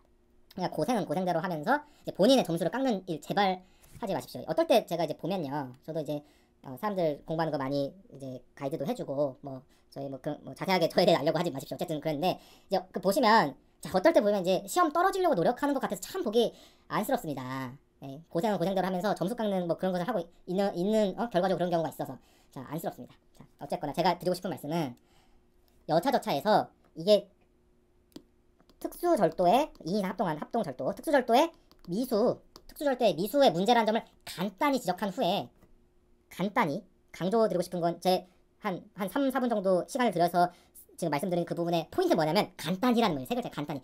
이 부분을 간단히 지적한 후에 발각이 됐으므로 발각돼서 못 훔쳤잖아요. 발각돼서 못 훔쳤으니까 일단 장애미수의 사유가 있고 그와 동시에 처음부터 금괴가 없었으니까 불능미수의 사유 내지 문제가 있다는 점을 이제 지적해주는 거예요. 다시 물색행위에 나가서 금고가 열었으니까 실행의 착수가 인정되므로 특수절도의 미수의 문제라는 점을 간단히 지적하고 장애미수랑 불능미수 사유가 있다는 점을 이래서 장애미수 사유가 있고 저래서 불능미수 사유가 있다는 점을 지적을 해줄 필요가 있는 거예요. 여기서 잠깐 형법전을 봅시다. 법전 여러분들이 보시면 법전 여러분들 지금 정말 자주 보셔야 돼요. 법전은 정말 중요합니다. 자 일단 미수 관련돼서 형법 25조부터 있거든요. 제 2절 표절 미수범이죠. 미수범 25조 1항이 이 미수에 관한 조항이고요. 26조 중지미수 쭉 읽어보세요. 그리고 27조 불능미수의 조항입니다. 25조 1항 미수 관련 조항, 26조, 27조가 각각 중지미수, 불능미수 조항입니다. 그리고 26조, 27조에 어디에도 해당되지 않는 이도저도 아닌 미수가 결국 장애미수인데요. 그래서 25조, 26조, 27조 이 미수에 관한 세 가지 조항 중에서 일반 조항인 25조 1항의 미수 조항을 장애미수 조항이라고 해석을 합니다. 학자들이. 그리고 그 27조 이 불능 미수 조항인데, 그러니까 보시면 쭉 읽어보세요. 자 보시면 우리 사건은 금괴가 처음부터 없었잖아요. 그 문제에서 그걸 써줘. 이제 아까 메모할 때 불능 미수 물음표라는 메모를 하라고 했죠. 그러니까 대상의 착오입니다. 대상의 착오로 인해서 결과 발생이 불가능한 케이스예요. 우리 지금 이 사례 문제가. 그래서 위험성이 있으면 처벌하는 불능 미수고 위험성이 없으면 처벌 안 하는 불능 범이 되는 겁니다. 그 용어가 그래요. 그 법전에서 27조는 불능 범이라고 써있지만 불능 미수에 관한 조항이라고 그 통설이 해석을 합니다. 제가 이 조문의 표제를 몰라서 그런 게 아니고요. 표제가 이렇게 불능 범이라고 되어 있음에도 불구하고 통설은 위험성이 있으면 처벌 대상이 불능 미수이고 위험성이 없으면 처벌 대상이 아닌 불능 범에 해당된다고 통설이 그렇게 설명을 한다고요. 예, 어쨌거나 답안지에는 27조 이 조문 27조 형법 제27조를 이 27조라고 이제 언급을 하시고 형법 제27조의 불능미수가 문제된다. 그리고 이제 대상착오로 절도 결과 발생이 처음부터 불가능했다는 점을 사안 적용으로 이제 써주시면 되는 거고요. 그래서 절도 발생의 위험성이 있는 사안인지가 문제가 된다라는 걸 지적하고 그렇기 때문에 위험성 판단 기준에 관해서 우리가 검토해보자라는 취지로 쓰면 됩니다. 자, 다시 답안지에는 형법 27조 조문 언급하고 그 대상착오로 절도 결과 발생이 처음부터 불가능했다. 이 키워드 써주면서 이 사안 적용을 하는 걸 써주고 그래서 절도 발생 위험성 그래서 위험성이 위험성이 있는지가 문제된다는 점을 지적하고 그렇기 때문에 위험성 판단 기준 불능미수에서 위험성 판단 기준이 무엇인지에 대해서 검토하자라는 취지로 써야 된다고요. 이런 대목에서 답안 분량과 작성 시간의 이 배분, 답안 분량의 배분, 작성 시간의 배분이 중요하다는 건데요. 만약에 이 부분 배점, 지금 말씀드린 이 부분 배점, 불능미수 관련된 배점이 약 1점 정도다. 배점이 약 1점 정도라면 그냥 남의 집에 침입해서 금고 열고 금괴를 훔치려는 것은 위험성이 인정되니까 처벌 대상이 불능미수에 해당된다. 라는 정도로 이제 짧게 쓰면 됩니다. 남의 집에 침입해서 금고 열고 금고에 훔치려는 거 위험성이 있잖아요. 그러니까 처벌 대상이 불능미수에 해당된다. 이 정도로 한 줄 정도로 짧게 쓰면 됩니다. 배점이 1점 정도라면. 또는 내가 보기에는 뭐 이거는 위험성이 없다고 본다. 그러시면 이 부분 배점이 약 1점 정도라면 처음부터 절도라는 결과는 객관적으로 절대적으로 불가능하다고 보니까 타당하니까 처벌할 수 없는 불능범 사안에 해당한다. 이 정도로 짧게 쓰면 됩니다. 그러니까 뭐 불능미수로 보시든 가벌적 불능미수로 보시든 불가벌적 불능범으로 보시는 간에 각각 한 줄로 쓰시면 돼요. 여러분들의 이 케이스에서의 판단을 남의 집에 침입해서 금고 열고 금고에 훔치려는 건 위험성이 인정되므로 처벌 대상이 불능미수에 해당된다 라고 쓰시거나 처음부터 절도라는 결과가 객관적으로 절대적으로 불가능한 경우이므로 처벌할 수 없는 불능범에 해당된다. 이 정도로만 짧게 쓰시면 됩니다. 한편 만약에 이게 이 부분 배점이 만약에 3점 이상이다. 이 부분 배점이 뭐 3점, 4점 뭐 이렇게 3점 이상이면 위험성 판단의 기준에 관한 불능미수의 위험성 판단 기준에 관한 학설로는 학설로 불능미수의 위험성 판단 기준에 관한 학설로 뭐뭐한 견해 그리고 뭐뭐한 견해가 있고 판례는 뭐뭐한 사안에서 뭐뭐라고 하였다. 그리고 뭐뭐 견해에 따르면 이 사안은 어떻게 해서 불능범에 해당되고 불능범에 해당되고 뭐뭐한 견해에 따르면 이 사안은 어떠해서 불능미수에 해당할 것이다. 근데 검토하면 이 견해가 타당 어느 견해가 타당함으로 뭐뭐해서 이 사안은 불능미수에 해당된다. 또는 어떤 견해가 타당함으로 이 사안은 불능범에 해당된다. 이렇게 논증하시면 됩니다. 그러니까 배점에 따라 다른 거예요, 이게. 결국은 이 부분 배점이 어느 정도냐, 시간이 얼마나 배정되어야 하냐에 달려있는 문제라고 하겠습니다. 그리고 여기가 잘 따라오고 계시죠? 자, 어떤 교훈은 간에 답안 작성자, 그러니까 수험생의 결론이 반드시 제시되어야 됩니다. 우리가 뭐 시험장에 가면 답안지에 결론 자, 뭐 무슨 설에 따르면 불능범이고 무슨 설에 따르면 불능미수다. 이 케이스가 뭐 지금 가배 죄체를 검토하라 했더니 뭐 어떻게 보면 불능범이고 어떻게 보면 불능미수라서 불능미수다. 뭐 그러니까 이런 식으로 이러면 이렇고 저런 식으면 저렇다라고 결론을 이렇게 답안지에 내는 아주 이제 답안이 있는데, 자, 절대 써서는 안 되는 답안입니다. 자, 절대 써서는 안 될 답안이에요. 우리가 뭐 고시 잡지, 뭐 인터넷, 뭐 각종 그 대학교 내 로스쿨 교수님들 채점평 같은 거 보면 이런 대답은 진짜 절대 쓰지 말아야 되는 강변을 하고, 자, 박쥐 같은 답안이라고 표현하면서 이 혐오 감정까지 노골적으로 드러내시는 경우도 있습니다. 심지어 어떤 채점평 보면요, 특정 어떤 교수님의 채점평이라고 말씀드리면 좀 그런데 그 채점평을 보면 뭐라고 써있냐면 그 채점평, 그것도 이제 그 퍼블리시 된 채점평입니다. 자, 뭐 채점평 내용이에요. 뭐 무슨 설에 따르면 이렇고 무슨 설에 따르면 저렇다라고만 끝을 내고 본인의 결론을 제시하지 않는 답안도 있던데, 그 사법시험 채점평입니다. 이런 박쥐 같은 답안을 쓴 사람이 나중에 판사가 되면 판결할 때 무슨 설에 따르면 유죄, 무슨 설에 따르면 무죄라고 판결할 사람이므로, 자, 이런 사람이 법조인이 되는 것은 무슨 수를 써서라도 반드시 막아야 한다. 채점평이에요, 채점평. 이렇게까지 채점평을 쓰는 교수님도 있습니다. 그러니까 물론 뭐 여러 학설을 공부하셔가지고 그 여러 학설에 따라 결론을 제시하는 것 자체는 그 부분 배점이 상당한 쟁점이라면, 그 뭐 한 5점 이상의 배점이라면 당연히 의미가 있고 당연히 써야 되고 그게 채점 기준표상으로도 이제 점수에 들어가는 그 유익적 기재인 거예요. 쓰면 점수가 되는. 그러나 그렇게 배점이 있는 경우라도 반드시 검토에 따라서 자신의 결론, 그러니까 A설에 따르면 이렇고 B설에 따르면 이런데 검토하면 뭐 A설이 타당함으로 또는 B설이 타당함으로 이 사안은 이렇다라고 하는 이 사안 해결 솔루션, 자신의 결론을 내려줘야 됩니다.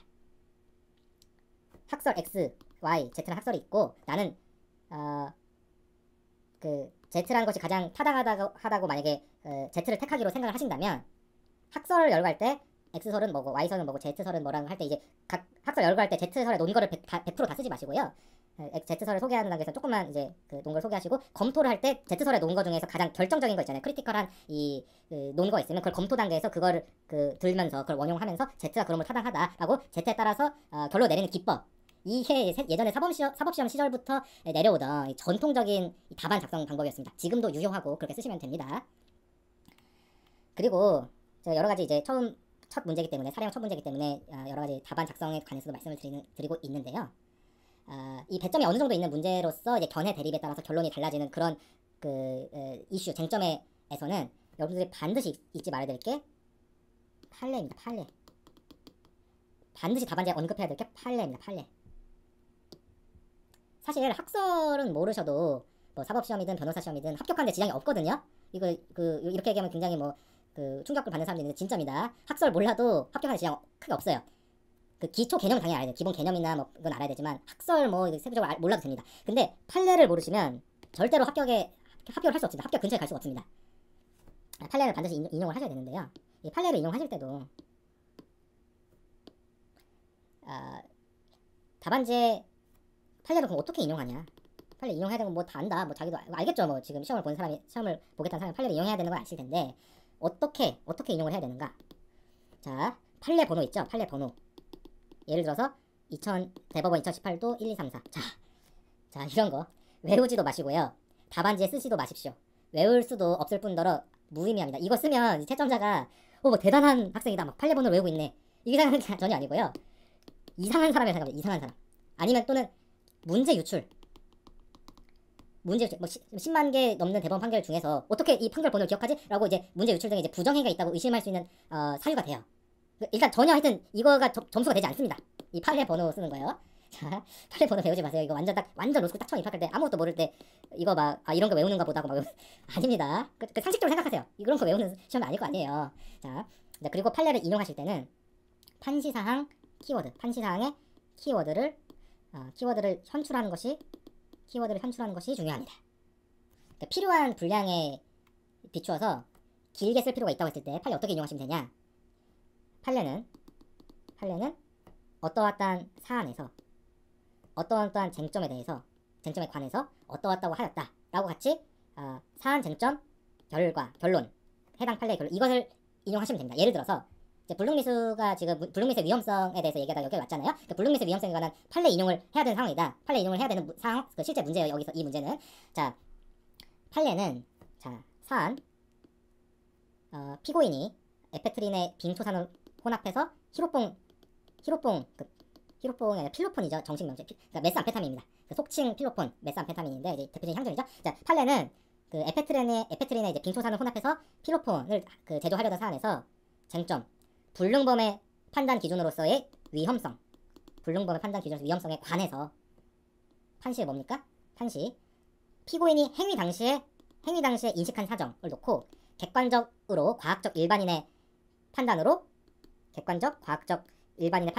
결과 발생의 가능성이 있냐를 따져야 된다. 행위자가 인식한 사정을 기준으로 객관적으로 과학적 일반인의 기준 판단으로 결과 발생의 가능성이 있냐 없냐를 가지고 따져야 된다고 한다면서 이 에페트린의 빙초산을 혼합하면 이제 우리가 화학이나 이런 거 아무것도 모르는 이 무지한 사람 이게 히로뽕이 나올 수 있는지 없는지 모르겠지만 과학적 일반인 왕년에 좀 이제 과학 좀 했었다 하는 과학적 일반인의 관점에 보면 행위자가 인식한 사정은 뭡니까? 에페트린이랑 빙초산을 혼합하는 거죠. 이 행위자가 인식한 사정을 이제 사실관계에서 객관적 과학적 일반인의 판단으로 보면 절대로 이게 필로폰이 나올 수 없거든요. 향정이 나올 수 없습니다. 그렇기 때문에 위험성이 없는 거죠. 그렇죠? 그렇기 때문에 위험성이 있다고 단정할 수 없다고 하였다. 대법원이. 판례는 자, 다시 대법원 판례는 어떠한 사안 피고인이 에페트린의 빙초산을 혼합해서 히로뽕 제조를 하는 사안에서 쟁점, 불능범의 판단 기준으로서의 위험성에 관해서 판시, 피고인 행위 당시에 인식한 사정을 놓고 객관적 과학적 일반인의 판단으로 결과 발생 가능성이 있냐를 따져야 한다면서 결국은 결론, 위험성이 있다고 단정할 수 없다고 했다. 라고 이렇게 인용하면 만점짜리 인용입니다. 만점짜리 인용이에요. 판례 번호 2018도 24 이런 거를 써야 만점짜리 이 판례 인용이 아니고요. 무슨 사안에서 어떤 쟁점에 관해서 라고 하면서 어떤 결론을 냈다. 라고 인용을 하는 게 이제 만점짜리 인용이라고요. 그리고 이렇게 기억을 다 못 쓴다거나 또는 시간이 부족하거나 또는 분량만 해서 그 정도로까지 답안지에 쓸 배점의 문제가 아니라면 적당히 이런 부분이라든지 어떤 사안이라는 것을 적당히 생략해주고 쟁점과 판시 쟁점, 불능민수의 판단 기준에서 위험성 판시, 행위 당시에 인식한 사정을 놓고 객관적 과학적 일반인의 판단으로 결과 발생 가능성이 있다 따져야 한다. 이 쟁점과 판시 정도만 써도 충분합니다. 그리고 배점과 시간이 더 여유가 있는 것이라면 어떠한 사안에서 에페트린의 빙초산을 혼합해서 필로폰을 만들려는 사안에서 그래서 이제 위험성이 있다고 단정할 수 없었다라는 이 최종 결론까지를 이제 이제 필요에 따라 쓰는 거죠. 무슨 말씀인지 이해되시는가요?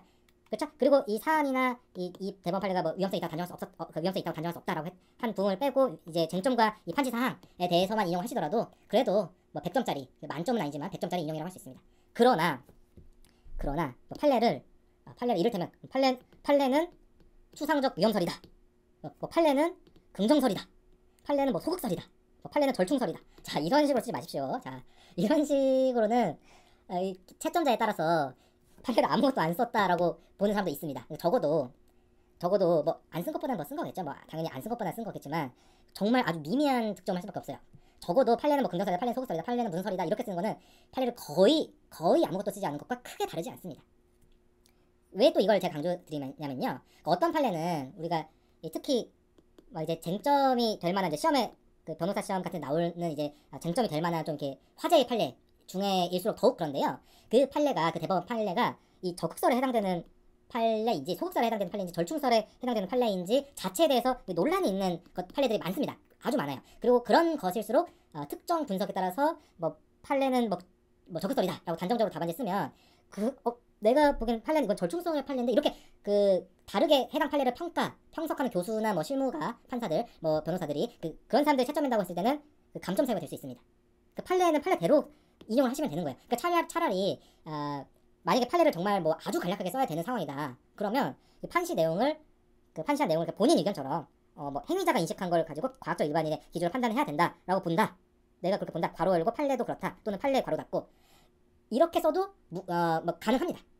그렇게 쓰면 답안 작성자의 이 부분 쟁점에 대한 의견은 판례와 같은 입장이라는 뜻이 되고 그렇게 나는 검토했다라고 하는 이제 일종의 답안 작성자의 약속인 거예요. 그렇게 했으면 우리가 다 그렇게 이해를 해줍니다. 그 정도는.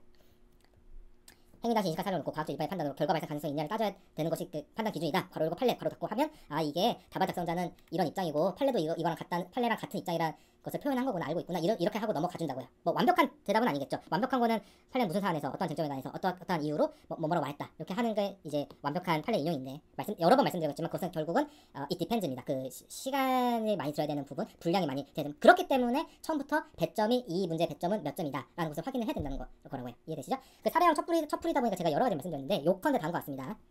요컨대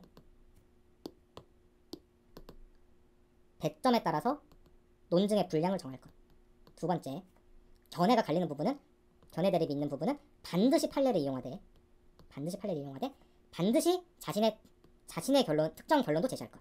자, 견해가 갈리는 부분은 반드시 판례를 제시해야 되고 인용해야 되고 반드시 자신의 특정 결론을 제시할 것. 셋째, 판례 인용 시 쟁점과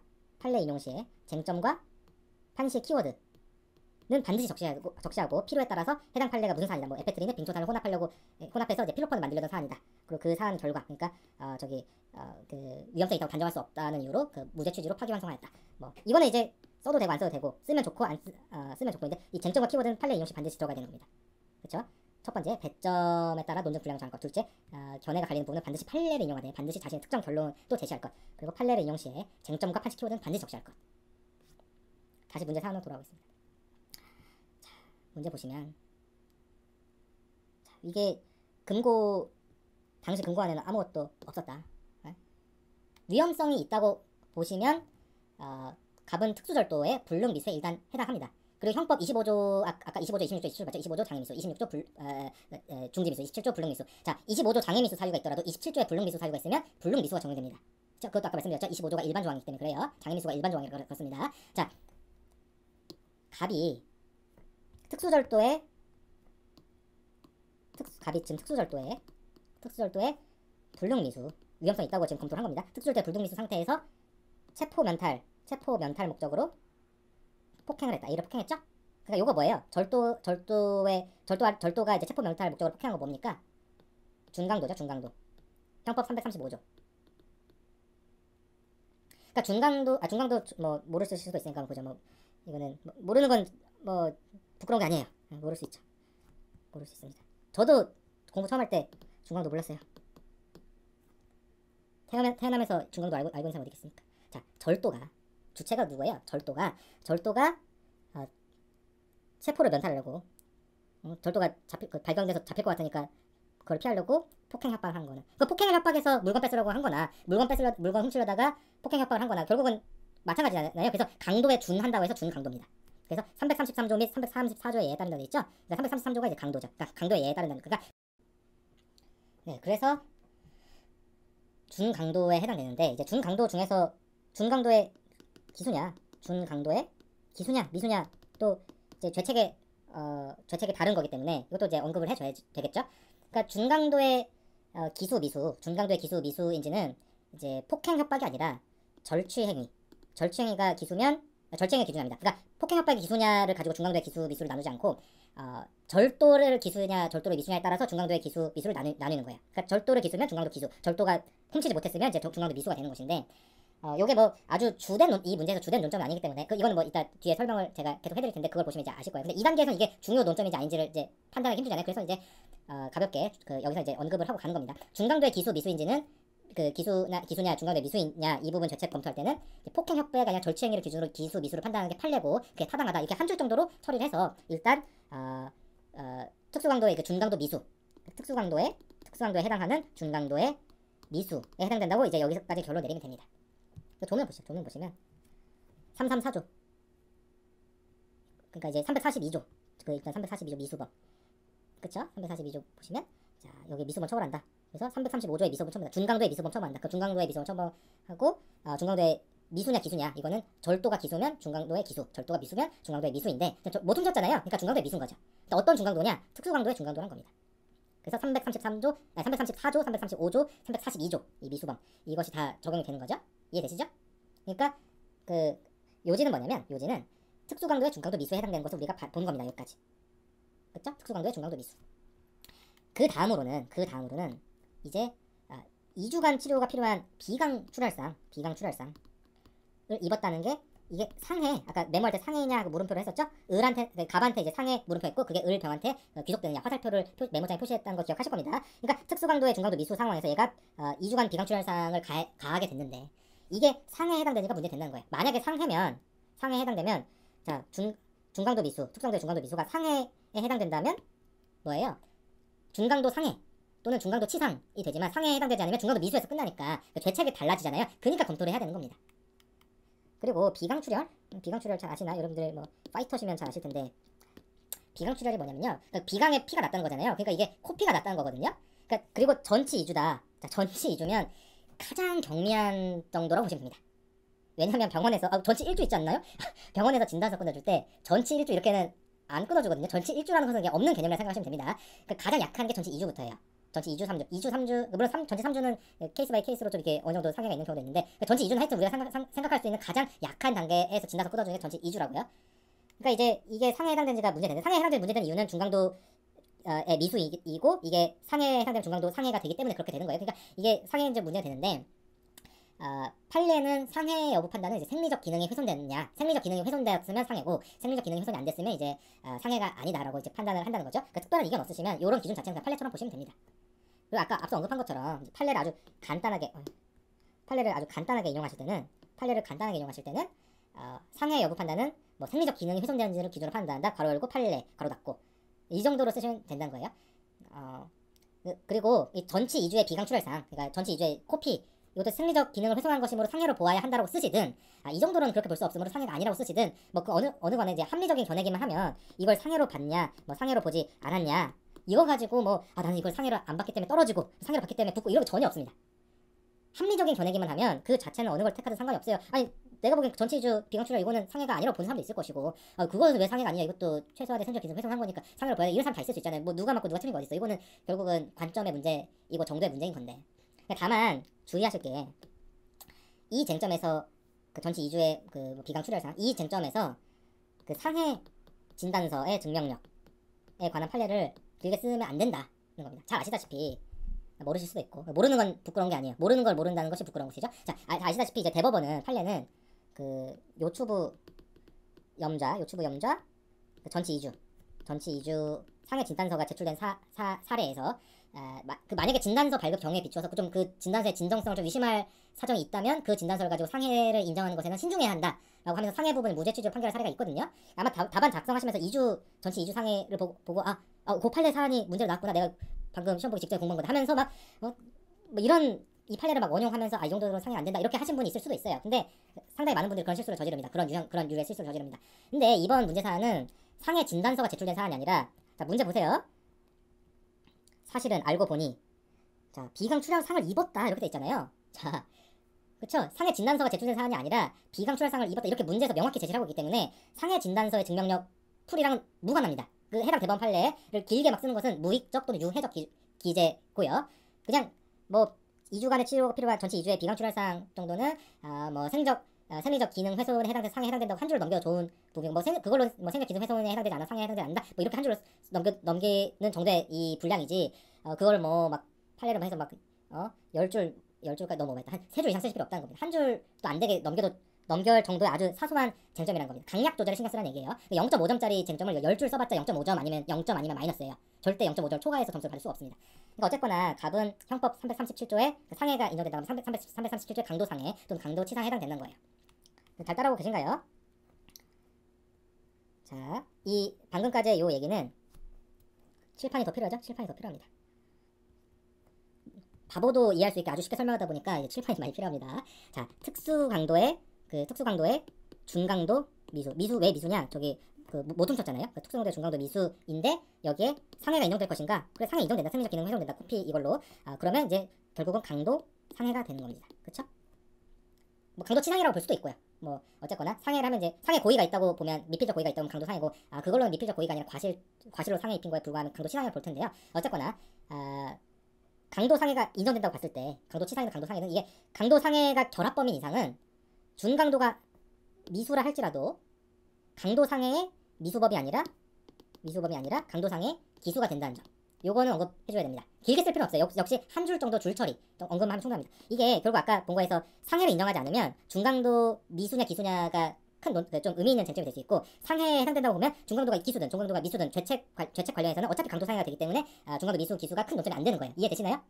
그러니까 그 부분의 불량 조절은 이 정도까지는 약간 타고난 거랑 좀 많이 공부를 한 거에 그 차이가 나올 거기 때문에 뭐 그것까지 요구하긴 힘든데, 어쨌거나 상해를 인정하냐 상해를 인정하지 않냐에 따라서 중강도 미수냐 기수냐에 관한 논점 분량이 달라질 수 있다는 것이고요. 그 대법원 판례 있는 거 아시죠? 그 절도 행위를 기준해야 되는 게 전원합의체 판례 다수 의견입니다. 그래서 만약에 상해를 인정하지 않으실 거면 그 부분은 어느 정도 쓰셔야 되고요. 상해를 여러분들이 인정하신다면 중강도 미수냐 기수냐의 쟁점은 굉장히 짧게 처리해야 된다는 얘기예요. 무슨 말씀인지 다 이해되시죠? 그리고 상해 인정하면 강도 상해가 되는데, 중강도가 미수라고 하더라도 강도 상해 자체가 전체 기수가 된다는 점을 한 줄 처리하면 충분하다는 것이고요. 이해되시죠? 결론적으로 갑의 죄책에 대한 답변은 갑에게는 피해자를 A로 하여 형법 337조 337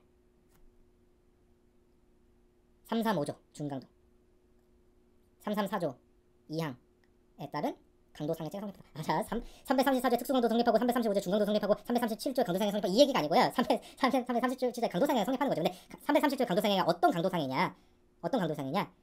특수강도 중강도의 강도상해다라는 의미입니다. 그러니까 최종 적용 조문 337조인데요. 나중에 판결문 쓰시면 아시겠지만 판결문 쓸 때 법령의 적용에서는 337조, 335조, 334조 이걸 다 써줍니다. 그래도 죄는 하나인 거예요. 강도상해죄를 한 거예요. 그러니까 잘 모르시겠으면 어쨌든 지금 말씀드리는 것은 특수강도의 중강도에 따른 강도상해로서 형법 337조에 따라 피해자를 A로 하는 강도상해죄가 성립한다. 이게 갑의 죄책입니다. 이상으로 이제 갑의 죄책을 살펴보았습니다. 자, 이제 누구냐? 이제 갑을 봤으니까 을을 봐야겠죠? 라고 하면 안 되죠. 갑을 봤으니까 이제 병을 봐야겠죠. 그쵸? 갑병이 지금 침입한 현장에 있는 사람이니까. 자, 이제 목차 갑의 죄책 부분이 끝났습니다. 이제 병의 죄책을 이제 보시면 돼요. 자, 이 침입까지 부분에 대해서는 아까 앞서 본 것과 같이 이제 갑과 공동하여 그 폭처법 위반 공동 주거 침입 죄가 성립한다고 간략히 저촉하면 됩니다. 앞서 검토를 다 했으니까요. 그리고 이제 물색 이후의 부분, 즉 절도 이후의 부분이 문제되는데, 자, 갑과 병이 공모해서 현장에서 특수절도를 하다가 중간에 병이 이탈했다. 그렇기 때문에 갑의 강도상해죄, 우리는 강도상해죄가 성립한다고 검토를 했죠. 이거는 뭐 제가 그렇게 검토를 한 겁니다. 이거는 뭐 푸는 사람마다 이거는 상해 인정되지 않아서 중강도 미수라고 보는 사람도 있을 수 있어요. 하지만 우리는 강도상해라고 봤죠. 갑의 강도상해죄 중에서 얼만큼을 병이 공동정범으로서 책임을 질 것인가 문제된다는 것이죠. 왜냐면 갑이랑 병이랑 공모해서 현장에 갔는데 이제 그 중간에 이제 병원이 이탈했기 때문이죠. 중간에 병이 이탈을 한 부분이 어디 써 있죠? 자, 보시면 자, 이런 비겁한 사례죠. 병 마음의 시간이 길어지자 물어보다가 근데 없다. 같이 가야지 이미 현장을 갔다. 아, 이런 너무하죠. 어쨌든 이게 그 병이 이탈을 했다는 건데. 그러니까 쟁점은 그거죠. 같이 하다가 현장에 이탈한 이 병에게 이 부분이 중요합니다. 갑의 공동정범으로서의 책임을 병이 얼마큼 질 것인가, 어느 범위에서 책임을 질 것인가 문제된다 라고 문제점을 쓰셔야 되는 거예요. 자, 문제점 또는 문제 제기 또는 문제 소재라는 이 소목차에서는 이런 내용을 쓰는 겁니다. 우리가 문제점, 문제 제기, 뭐 문제 소재 이런 부분에 이 문제지에 있는 문제지에 있는 문제, 뭐 예를 들면 뭐 갑을병의 대책을 이 문제 된다, 아니면 문제제 사실관계를 그냥 뭐 이런 걸 막 여기 내용을 그냥 뭐 이걸 답안지에 쓰는 거야. 시간도 없는데 나 왜 쓰는지 진짜 이해가 안 돼. 답안지에 이걸 쭉 쓴 다음에 이게 문제 된다. 자, 정말 바보 같은 짓입니다. 문제점 부분에는 물론 사안 포섭은 해야겠죠. 근데 문제점 부분에는 키워드를 넣어서 왜 이게 문제가 돼서 왜 검토하는지를 간략히 써주는 겁니다. 그러니까 이 문제 제기에서는 이 부분 문제 제기에서는 뭐가 들어가, 키워드가 뭐냐? 공모하여 현장에서 이탈했다. 병의 책임 범위, 공동정범인 갑. 자, 공동정범인 갑, 현장, 공모 현장, 이탈, 병의 책임 범위 이런 키워드가 들어가서 왜 이걸 검토하겠다는 그런 문제점을 제시를 하는 거예요. 그래야지 문제 제기 부분에서 점수를 따는 거지. 설문 제시문이나 문제 뭐 이런 걸 그대로 쓴다고 점수를 딸 리가 없잖아요. 상식적으로 생각하시면 됩니다. 그 상식대로만 하시면 이 시험 그 알먹기를 할 수 있어. 과일 따먹기를 할 수 있고 이제 합격할 수 있는 거예요. 상식적으로 하면 됩니다. 이 사람이 호랑이 굴에 들어가 또 정신만 차리면 이제 사는데 다 정신을 못 차려가지고 자멸들을 많이 하시죠. 그러니까 뭐 정신을 잘 차리는 게 중요해요. 그럼 그게 쉽냐? 쉽지 않죠. 저도 시험장 들어갔을 때 정신 못 차리고 했지만 그래도 최소한 준비하는 단계에서는 이런 부분을 많이 훈련을 해서 그런 시행착오를 굉장히 줄일 수가 있었습니다. 자, 검토해보면 이제 문제 제기는 여기서 했고, 그러면 이제 병에게 어느 정도 책임이 인정될 것인지가 문제인데, 자, 검토해보면 이제 여기서부터는 좀 어려울 수가 있습니다. 어려워봤자 막 그렇게 어려운 건 아니지만 뭐 조금 어려울 수가 있습니다. 자, 이제 병이 얼마나 갑과 공동적으로 책임을 질 것인가. 갑이 이제 강도 상해를 저질렀는데 이게 병에게 어느 정도의 범위에서 병이 책임을 질까가 문제인데 검토를 해봅시다. 자, 병 입장에서 공모한 게 뭐예요? 공모한 내용이 뭐예요? 특수절도죠. 특수절도 공모했지 뭐 강도하자, 뭐 사람 다치게 하자 이런 공모는 전혀 없었습니다. 그 문제 한번 다시 읽어보세요. 병 입장에서 공모한 내용은 특수절도예요. 첫문단 한번 봅시다. 첫문단 보시면 이 내용 보면 자, 병 입장에서는 자, 집이 비어있으니 훔쳐 나눠 가자. 특수절도하자라고 공모했다는 얘기잖아요. 그래서 병 입장에서는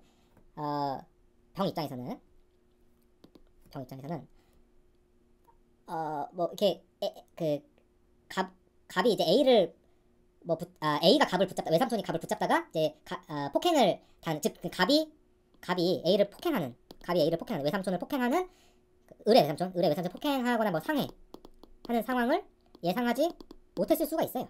특수절도로 공모했으니까 사람 있는 줄도 몰랐을 거 아니에요. 그러니까 때론 뭐 폭행 상해, 뭐 그 중강도 방동상해 이런 걸 예상하지 못했을 수도 있고, 아니면 병 입장에서도 A가 집에 있을 수도 있다. 그러니까 출장 간다고 했지만 뭐 을말이 뻥일 수도 있고, 우리 외삼촌 출장 가는 그 뻥일 수도 있고, 아니면 출장 간다고 했지만 출장 계획이 바뀔 수 있잖아요. 여러분들이 뭐 이제 3년 후에 변시 시험 보고 합격해서 그 후에 이제 로펌에 가서 뭐 이렇게 훌륭한 변호사로 하겠다고 계획을 할 수 있지만 그 계획이 틀어지는 경우가 아주 많이 생길 수 있잖아요. 그처럼 출장 가기로 예상을 했지만 이게 실제로는 출장이 안 가겠다 하는 경우도 있으니까 집에 있을 수도 있고, 아니면 그 외삼촌 말고 의뢰 외삼촌 말고 다른 사람 집에 있을 수도 있고, 아니면 뭐 경비 같은 사람이 있을 수도 있고, 뭐 그러니까 뭐 집에 있을 수도 있으니까 한마디로 폭행해서 뭐 체포 면탈 목적으로 폭행하고 상해를 하는 상황, 뭐 폭행하는 상황을 예상을 미필적으로나마 인지를 했을 수도 있습니다. 그러니까 이 두 부분은 사람마다 생각이 다르겠죠. 두 논쟁 모두 가능합니다. 이 분기점에 정답은 없어요. 그 공모에서 그러니까 이건 있죠. 갑이 폭행하는 상황을 병도 공모 당시에 하지 못했으면, 예상할 수가 없었으면 그분 자체가 책임을 안 지고 예상했으면 책임을 질 수 있다. 이 대전제에 대해서는 이론이 없지만 이 사안이 그중에 어디에 해당되냐, 이것은 문제 푸는 사람마다 다를 수 있고, 실제 이런 케이스에서 하급심과 그 상급심 사이에 그 결론이 달라진 경우가 많습니다. 실제 제가 이따 보여드릴 대법원 판례도 그게 달라진 사안이거든요. 그러니까 그런 부분 케이스 사안 포섭은 사람마다 생각이 다릅니다. 정답이 없어요. 어쨌거나 이 전자로 접근을 한다면 상해 예상을 못했다. 그러면 갑이 이제 체포 면탈을 하면서 폭행한 거, A를 폭행한 부분은 책임이 없습니다. 그 부분 이하는. 그 무죄냐? 그건 아니고, 앞서 검토한 것처럼 그 전 단계까지는 앞서 본 것처럼 특수절도의 불능미수, 정도까지는 이제 죄책을 부담하겠죠. 이렇게 예상하지 못했다고 본 경우 강도까지는 아니지만 특수 절도의 불능미수까지는 책임을 부담한다. 갑의 준강도 이하 부분은 병이 책임질 것이 없게 됩니다. 그리고 이거 관련해서는 뭐 공모를 한 사람이 이제 빈 가게로 알고 있었고 폭행을 예상할 수 없다고 봐서 준강도의 책임이 없었다고 본 판례, 대법원 판례를 원용하시면 됩니다. 반대로 이 후자로 접근한다. 뭐 그 정도 폭행과 뭐 이런 거 예상할 수 있었다라고 그 사안 포섭을 하신다면 갑의 폭행에 따라서 병도, 준강도의 미수, 절도 못했으니까 그러니까 훔치를 못했으니까 중강도의 미수 죄책을 부담할 수 있다라고 쓰시면 되는 거예요. 그리고 이 경우에 이탈했잖아요. 이탈을 했기 때문에 그 중간에 병이 현장에서 이탈한 경우에 공모를 하고 현장에서 망까지 보면서 역할 분담을 해서 병이 기여를 했는데 이걸 해소하지 않은 채 그냥 단순 이탈한 것이므로 대법원 관련 판례 법리에 따랐을 때 이제 이탈했더라도 여전히 중강도 관련된 책임을 진다는 점을 언급해줘야 됩니다. 그리고 이게 나아가서 갑이 A를 상해한 부분 관련해서는 만약에 병에게 상해하는 것에 그 갑이 A를 상해하는 것에 대해서도 병에게 미필적 고의가 있었다면 준강도 상해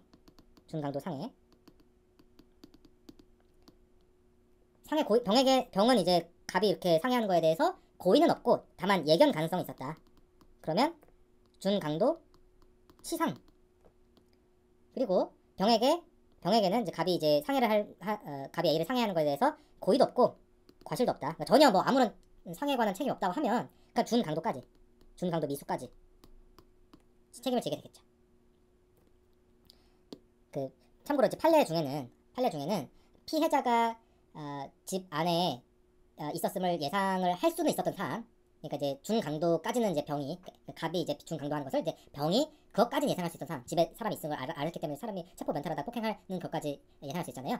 그런 사안에서 상해 결과도 예견 가능하다고 하면서 이제 준강도 상해에 해당한다라고 판시한 것이 있긴 한데요. 이제 그러면 예견 가능하면 과실이니까 준강도 치상이어야 되는 거 아니냐? 준강도 상해로 판시한 건 좀 그렇지 이렇게 생각하실 수도 있는데 참고로 해당 판례는 그렇게 예견이 가능하다면 이제 미필적 고의도 당연히 있다고 본 사례로 이해하시면 충분합니다.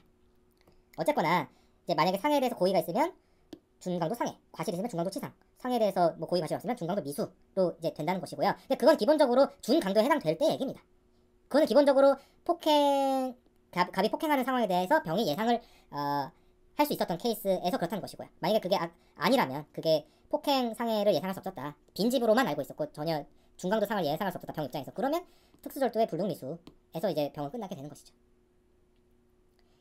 이 분기점은 굉장히 이 문제에서 좀 큰 분기점인데요. 왜냐면 결론이 완전히 달라지니까. 근데 이 분기점에서 어떤 논증으로 가든 간에 각각의 관련 판례가 있거든요. 그리고 그 관련 판례를 지금 이제 출제하시는 분들이 재미있게 잘 혼합을 해놓은 겁니다. 이 부분 요소, 저 부분 요소에 관한 각각의 판례가 있는 거거든요. 그냥 빨간 저기 그 분기로 갈래, 파란 분기로 갈래 이 그 휴지가 아니라 그 뭡니까 알약이죠. 이 알약에서 가까우로 갔을 때 원용할 만한 그 판례에 해당되는 것을 이제 사례형으로 넣으신 거예요. 이 출제하신 분들이. 그 판례가 있으니까 그 빨간색에 관련된 판례, 파란색에 관련된 판례를 언급하는 것이 중요합니다. 찾아봅시다. 뭐 제가 말로 해봤자 약간 감이 안 오실 수도 있고요. 그 판례를 직접 보시면 돼요. 빈 가게로 알고 있었기 때문에 폭행을 예상할 수 없다고 봐서 준강도 관련 책임을 부정한 사례가 있습니다. 83도 331. 아까 판례 번호 외우지 말라면서 어떻게 이걸 외우고 계시냐? 저 외운 게 아니죠. 지금 이거 설명하기 위해서 이 판례 내용을 구글에서 검색을 한 겁니다. 자, 판지상 절도의 공모자 중 1인이 체포 일탈의 목적으로 폭행 상해를 가한 때 나머지 자의 죄책. 바로 이 전형적인 이 문제의 케이스겠죠? 어쩌고. 자, 공모 합동에서 절도를 한 경우에 범인 중 하나가 체포를 명단 목적으로 할 때는 어쩌고. 자, 절도를 공모한 피고인. 우리 사안이죠? 다른 공모자의 폭행 행위에 대해서 사정행위 사실이 전혀 없었고 범행자에서 빈 가게로 알고 있었다. 출장 중이라 사람이 없는 걸로 알고 있었다. 이 경우에 피고인의 이제 갑의 폭행 행위를 전혀 얘기할 수 없었다고 보아서 준강도상의 공동 책임을 졌다. 그 절도까지만 책임을 져야 된다라는 이런 판시가 있습니다. 그러니까 요거를 언급하시면 돼요. 그리고 만약에 아까 파란 알약을 먹고 여러분들이 파란 알약을 먹고 폭행에 따른 그 중강도 책임까지 인정할 경우에 그러면 이제 공모관계를 이탈했기 때문에 공모관계 이탈에 관한 이 판례를 언급을 하셔야 되는 거죠. 역시 판례가 있습니다. 2008도 1274 야, 이거 저 외운 거 아니에요? 1274 어디 있죠? 더 봐야겠죠? 이거는 네, 보시면 어쩌고저쩌고 해서 모의하다가 쫓아가자 단지 어라고 하고 더 이상 만류하지 않고 뭐 이탈을 이렇게 한 경우에 그냥 자기가 기여한 범행의 역할 분담 해소하지 않자 그냥 나간 상황에서 공동정범의 책임을 부담한다라고 본 케이스예요. 이거 보시면 그렇죠? 그러니까 역시 준강도 책임이 파란 날 여러분들이 파란 알약이었죠? 파란 알약을 먹고 준강도 미수로 가시려면 그러면 방금 보신 2008도 1274 이 판례를 언급을 하셔야 되는 것이고 여러분들이 빨간 알약을 먹고 저기 특수절도 불미수로 가시려면 그 83도 3321 아까 그 빈 가게로 알고 있어서 폭행을 전혀 예상할 수 없었다고 본 이 케이스에 관한 판례를 원용을 하셔야 되는 거예요. 그러니까 각각의 경우에 각각의 판례 배점이 반드시 있을 거예요. 이 출제자들이 이거 채점 기준표를 세울 때 이 경우로 간 사람들은 이 판례, 저 경우로 간 사람들 저 판례 이것을 배점 요소로 반드시 세워놨을 겁니다. 결론적으로 어쨌든 이제 마무리를 하겠습니다. 병의 대책은 각자의 결론에 따라서 갑과 공동해서 그 폭처 위반 공동 주거침입 이거 잊으시면 안 돼요. 주거침입이랑 절도가 지금 분리된 주간의 사안이기 때문에 이걸 놓치시면 안 됩니다. 이거 점수 날리는 거 이거 놓치시면 플러스 특수절도 미수의 공동정범 특수절도 미수의 공동정범으로 보시거나 아니면 갑과 공동해서 폭처 공동 주거침입 이건 똑같죠. 여기까지는 분기가 나올 게 아닙니다. 여기서 이제 그 빨간 알약 먹냐 파란 알약 먹냐가 나오는 거죠. 그러니까 이렇게는 이제 빨간 알약 드신 거고 이거 매트릭스 얘기한 겁니다. 자, 그 다음에 이제 파란 알약을 드신 경우는 중강도 상해의 공동정범이 된다고 하시면 됩니다. 물론 중강도 상해가 아니라 중강도 치상이라고 하셔도 돼요. 그거는 뭐 각자의 판단에 따르시면 됩니다. 뭐 그거를 중강도 치상이라고 했다고 해서 뭐 이 사람 뭐 떨어질 그건 전혀 없습니다. 근데 이제 논리가 엉키고 말이 안 되고 하면 그리고 판례가 이 판례가 아닌데 판례를 엉뚱하게 원용한다든지 그러면 이제 감점이 들어가는 것이겠죠. 이해되시죠? 그러니까 만약에 이것 역시도 시간과 답안 분량이 허락하는 한 가장 좋은 방법은 갑의 체포면탈하는 이 폭행, 그러니까 중강도의 폭행을 병이 예상할 수 있었는지에 따라서 이렇게 달라진다는 점과 각각의 관련 판례를 모두 언급한 후에 그 다음에 사안에서 출장 계획까지 있었으면 당연히 빈집인 줄 알았다고 보는 것이 타당하므로 뭐 중강도까지는 저기 알지 못했을 거라고 보는 게 타당하다라고 하면서 이제 전자로 보는 게 타당하다라고 양쪽의 다 결론 난 알고 있는데 이게 타당하다라는 점을 밝혀주는 게 가장 이제 그 좋은 방법이겠죠. 근데 그 시간과 답안 분량상 그게 가능할지는 약간 퀘션 마크가 있습니다. 이 배점 정도에서 저는 어쨌거나 이제 중요한 거는 본인의 결론을 뚜렷이 제시를 하는 거죠. 아까 박쥐 같은 답안 쓰면 안 된다고 말씀드렸죠. 박쥐 같은 답안 쓰는 사람은 절대로 이제 법정에 시켜주면 안 된다고 채점하는 사람들이 곳곳에 숨어 있기 때문에 그렇습니다. 자, 어쨌거나 그래서 이 결론 내려야 되는데 저는 중강도 부분은 책임이 없고 각각 공동에서 공동추건이나 그 특수절도 미수 공동정범까지만 책임을 진다는 것을 결론 내려보도록 하겠습니다. 이건 저의 결론입니다. 제가 문제를 이렇게 풀 때 그렇게 풀겠다는 것이지 이게 정답이다는 아닙니다. 이제 뭐가 남았으니까 의뢰제책. 의뢰제책에 대해서는 좀 더 설명할 게 좀 있는데요. 의뢰제책은 목차가 지금 다 의뢰제책이잖아요. 첫 번째, 공모에 따른 공동정범 인정 여부. 이것을 목차로 써주는 게 좋습니다. 이 케이스에서. 왜냐면 왜 그러냐면 갑병의 경우는 앞서 본 갑병의 경우는 이런 문제가 없어요. 을은 갑병이랑 다르게 공모까지만 했고 공모 단계 이후부터는 실행행위를 직접 분담을 안 했기 때문에 공동정범인지 을이 공동정범인지 아니면 단순한 공범에 불과한지 이게 문제가 된다는 점을 제시할 필요가 있습니다. 그러니까 이때도 그냥 막연히 그러니까 을이 공동정범인지 공범인지 문제된다 이렇게 쓰는 것보다는 뭐 그것도 안 쓴 것보다는 낫겠죠. 근데 키워드를 써서 문제점, 문제제기, 문제의 소재, 쟁점 제시 이런 소목차에서 뭐가 들어가야 되냐? 키워드가 뭐가 들어가야 되냐? 뭐 공모는 가담했는데 실행행위는 분담 안 했다. 공모 가담, 실행행위는 분담 안 했다. 이걸 표시하고 그래서 공동정범이냐 공범인지가 문제된다라는 점을 뚜렷이 밝혀주는 거예요. 그리고 뭐 잘 아시겠지만 대법원 판례는 공모로도 사태의 핵심 형상을 지배하는 이상은 공동정범이 인정될 수 있다는 입장이다. 그러니까 이런 판례 찬동하실 수도 있고 판례 반대하실 수도 있거든요. 그러니까 실무에서는 이분 판례 반대하는 견해 없고 뭐 추후에 의심도 없이 이 판례대로 가는데 학자들 중에서는 굉장히 많은 학자들이 이 공모 공동정범의 법리에 대해서 굉장히 위험한 이론이라고 비판하면서 지적하는 분들이 학계에는 좀 많습니다. 그러니까 실무에서는 아무런 의문이 없어요. 실무에서는 뭐 검사님이든 판사님들이든 뭐 변호사님들이든 공모 공동정범이 법리 그 대법원 판례 법리 문제제기 안 합니다. 실무에서는. 그러나 이제 학계에서는 이제 이게 반대하시는 분이 있는 거예요. 어쨌든 간에 판례는 공모만으로도 사태의 핵심 형상을 지배하는 이상은 공동정범이 인정될 수 있다는 입장이고 이 태도를 반드시 답안지에 언급할 필요가 있습니다. 판례가 타당해서 그에 따라서 을을 공동정범으로 보시든 아니면 판례 반대해서 을을 교사범이나 뭐 방조범으로 보시든 간에 그건 선택의 문제예요. 이론상으로는 둘 다 가능한 답안이고요. 뭐 잘만 쓰면 판례 반대해서 뭐 공범으로 봐도 뭐 잘만 쓰면 뭐 그것 때문에 불이익받지는 않는데 잘 쓰기가 힘듭니다. 이론상으로는 둘 다 가능한 답안인데 수험적으로는 적어도 뭐 제가 개인적으로는 뭐 어느 견해를 취해라 이런 걸 되게 싫어하는 사람이에요. 뭐 답안지에 무조건 취해야 되는 견해는 없다고 생각하는데 적어도 수험적으로는 전략적으로는 적어도 이 부분은 이 공모 공동정범을 인정하는 이 판례에 따르시는 것이 무난하긴 합니다. 그 이유는 우선적으로 이제 거의 절대 다수의 수험생이 이 부분은 이제 판례대로 공모 공동정범을 인정하는 것대로 답을 쓸 거고요. 이건 사법시험 시절 때부터 그랬습니다. 그 체기표, 그 채점 기준표도 이제 기본적으로 공동정범을 전제로 일단 준비가 돼 있을 거고 이런 정도는. 그리고 앞서 말씀드린 것처럼 실무는 이 공모 공동정범을 인정하는 판례에 조금의 의문도 없이 확고하게 공동정범을 인정하기 때문에 특히 실무가 출신이 채점을 하게 되면 이런 거를 공동정범으로 인정하지 않으면 좀 아무래도 좀 어색하다고 느끼게 됩니다. 다시 말씀드리지만 시간과 분량이 허용하고 여러분들이 잘 쓸 자신이 있으면 이 둘 다의 다른 결과 차이를 대조하고 그 중에 하나를 논 거를 들어서 택하는 게 이제 베스트죠, 베스트. 근데 현실적으로 이 공모 공동정범 부터 이게 인정할 것인지 공모 공동정범 인정할 것인지부터 논의가 갈려지면 이 분기점이 너무 이제 앞쪽으로 있게 돼가지고 너무 초반부터 이제 갈리기 때문에 좀 이게 돌아올 수 없는 강을 건너는 이런 문제가 생길 수가 있어요. 그러니까 기본적으로 이런 정도는 그냥 판례대로 가는 게 물론 여러분들이 판례 반대하시더라도 수험 전략성으로는 판례대로 가서 답안지 쓰는 게 좀 무난합니다. 그게 무난해요.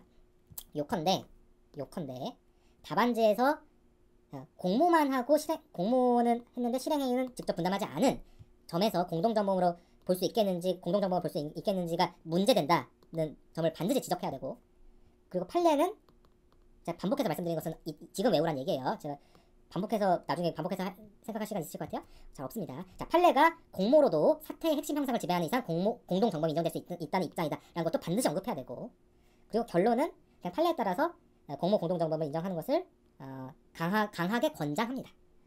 이렇게 쟁점 제시하는 거 반드시 하셔야 되고 판례 태도 반드시 언급해야 되고 이 판례대로 이번 공모 공동정범을 인정하는 것으로 가는 것을 권장한다. 이렇게 제가 정리를 할 수 있겠네요. 여튼 이제 을은 공모는 했지만 실행행위 분담이 없었기 때문에 공모만 하고 실행행위 분담이 없었기 때문에 갑과 병의 죄책 검토 때와는 다르게 갑과 병의 죄책 아까 갑의 죄책 병의 죄책에서 바로 뭐부터 봤어요? 그 주거에 들어간 부분 책임 그리고 그 다음에 이제 절도 부분 책임 주거에 들어간 부분 책임 절도 부분 책임을 받지만 을의 책임에 대해서는 바로 이렇게 가는 게 아니라 첫 번째 공모 공동정범 인정 여부에 관한 목차가 더 들어가야 된다고요. 왜 그러냐? 을은 공모만 하고 실행행위를 안 했기 때문에 당연히 이 부분이 선행적인 쟁점이 되는 겁니다. 이해되시죠? 이 부분 빠뜨리고도 뭐 답안지를 쓸 수 있겠지만 굉장히 큰 부분을 그러니까 누락을 하고 점수를 이제 못 찾고 가시는 것이 되죠. 그렇죠? 근데 뭐 답안 쓰시다 보면 문제가 뭐 이 문제만 있는 것도 아니고 여러 문제가 있기 때문에 이런 걸 내가 많이 놓쳤다. 그러면 막 다음날 그날 막 시험 보고 막 울고 보실 필요 없습니다. 다들 뭐 이런 거 하나씩 다 빠뜨리고 그리고 뭐 순위권으로 합격하고 그래요. 뭐 다 사람들이 이런 걸 뭐 기계도 아닌데 이걸 다 쓸 수가 없습니다. 다 쓰면 좋겠죠. 저는 당연히 쓸 것 같지만 이것도 제가 막 시험장에서 당황한 상태에 있었으면 저도 뭐 이런 거를 놓칠 수도 있지 않겠어요? 그쵸? 웬만해서는 안 놓칠 것 같긴 한데 그렇다는 얘기예요. 그러니까 너무 일희일비하지 말라. 말씀드리고 싶은 것은 어쨌든 이 부분 배점이 있다는 얘기입니다. 쓰셔야 된다는 얘기고요. 하지만 쓰지 못했다고 해서 너무 좌절하지 말라는 얘기입니다. 이렇게 친절하게 설명을 해주는 게 쉽지 않은데 뭐라는 건지 모르겠죠. 자 각서라고 그다음 주거 침입까지의 죄책 부분을 해야겠죠? 그쵸? 자, 폭처법 위반 공동 주거 침입이 문제됩니다. 해당 폭처법 조문을 보시면 2명 이상이 공동하여라고 되어 있어요. 폭처법 조문 다시 볼까요?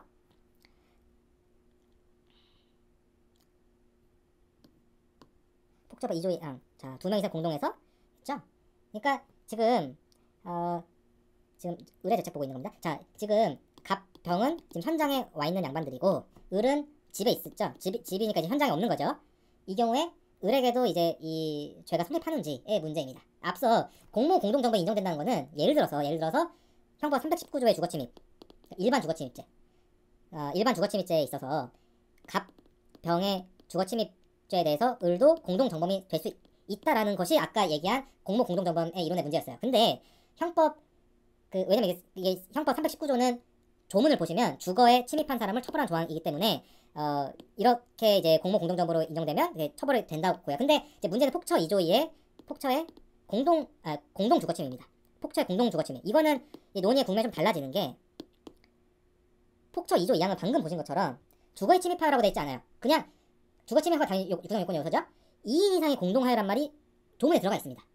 아까 319조 그냥 저기 주거 침입은 그냥 주거에 침입한 걸 처벌한다고 돼 있어요. 2인 이상 이런 말이 없어요. 근데 폭처 공동 주거 침입 그 죄명 자체가 그거죠. 공동 주거 침입이죠. 그러니까 2명 이상의 공동하여 주거 침입할 것을 요건으로 하니까 조문 자체에서 이렇게 공동하여로 들어 있기 때문에 그래서 앞서 본 공모 공동정보 인정할 거의 문제보다도 한 단계 더 나간 거라고요. 이 빨간 국면, 그 빨간 단계에서는 형법상 일반 주거침입죄의 공동정범을 을에게 인정할 수 있다는 것이지 을에게 당연히 폭처 공동 주거침입 인정할 수 있다는 뜻은 아니기 때문에 그렇다는 거예요. 그쵸? 폭처 공동 주거침입은 2인 이상일 것을 조문에서 요건을 하고 있기 때문에. 그러니까 이런 경우에 갑병은 현장에 있고 을은 현장에 없을 경우에 을을 공동 주거침입 2인 이상이 공동하여 한 경우로 처벌할 수 있을 것인지가 이제 문제인데요. 여러 견해가 있습니다. 현장에 을이 반드시 현장에 있어야지만 공동 주거침입에 해당된다는 견해 있고 필요 없다는 견해 있고 그리고 현장에 있는 사람이 2인 이상이기만 하면 2인 이상이라는 요건은 폭처 공동 주거침입 요건에 충족됐기 때문에 그런 이상은 거기에 공모 공동정범으로 가담할 수 있기 때문에 결국은 성립한다라는 견해도 있고 무슨 말인지 뭐 하여튼 견해가 있어요. 견해가 뭐 적극설 소극설 뭐 그 현장적 뭐 공동정범 이런 견해가 있는데 그 말씀드린 것처럼 판례는 범행 장소 현장에는 2인 이상이 있어야 된다. 그러니까 현장에 한 명만 있어서는 그러니까 예를 들면 A, B, C가 있을 때 A, B, C가 공모는 다 했는데 A만 현장에 갔다. 그러면 이 경우는 폭처 공동정범 공동 주거침입이 성립 안 하고 A, B, C 세 사람 중에서 이제 A, B 이렇게 2인 이상이 간 경우 그런 경우는 2인 이상 공동하여라는 요건이 충족됐기 때문에 결국 전체에 대해서 폭처 공동 주거침입이 성립할 수 있다라는 것이고요. 판례는 범행 장소에 2인 이상 있어야 하되 범행 장소에 2인 이상이 있는 이상 현장에 가지도 않은 공모자도 그 죄의 공동 정범이 될 수 있다라는 입장입니다. 정리를 하면 보죠. 판례는 아무리 많이 봐도 지나침이 없습니다. 96 또 2529 2529 또 이거 보면 자 이거죠. 여러 사람이 공동 주거침입을 공모한 다음에 그중 2인 이상이 범죄 장소 이게 키워드죠. 그중 2인 이상이 범죄 장소에 들어가면 범행 장소에 가지 않은 공모자도 폭처의 그러니까 공동 주거침입의 공모 공동정범이 될 수 있다라는 입장입니다.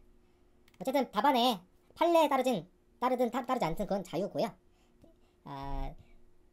자유긴 한데 다만 조문상 폭처 공동 주거침입 조문상 2인 이상이 공동하여 라고 식으로 이제 조문이 그렇게 돼 있기 때문에 이게 문제가 된다는 점은 반드시 언급을 하셔야 되고요. 이 부분 견해 대립에 따라서 을의 재책이 그냥 일반 주거침입의 공동 점유이 될 수도 있고 아니면 폭처 공동 주거침입이 될 수도 있음을 지적해야 하며 판례의 태도는 어떠한가를 반드시 언급해야 됩니다. 결론도 내야 됩니다. 저는 이제 판례가 타당하다고 보고 사안을 적용하겠습니다. 그러면 이제 갑병은 앞서 본 것처럼 폭처 공동 주거침입의 공동 주거침입이 되고 을은 거기에 공모 공동 점범을 가담했기 때문에 결국은 폭처 공동 주거침입의 공동 점범이 된다고요. 그리고 여기서 마무리로 지금 을의 죄책을 보고 있는데 을은 피해자 A 외삼촌 관계죠?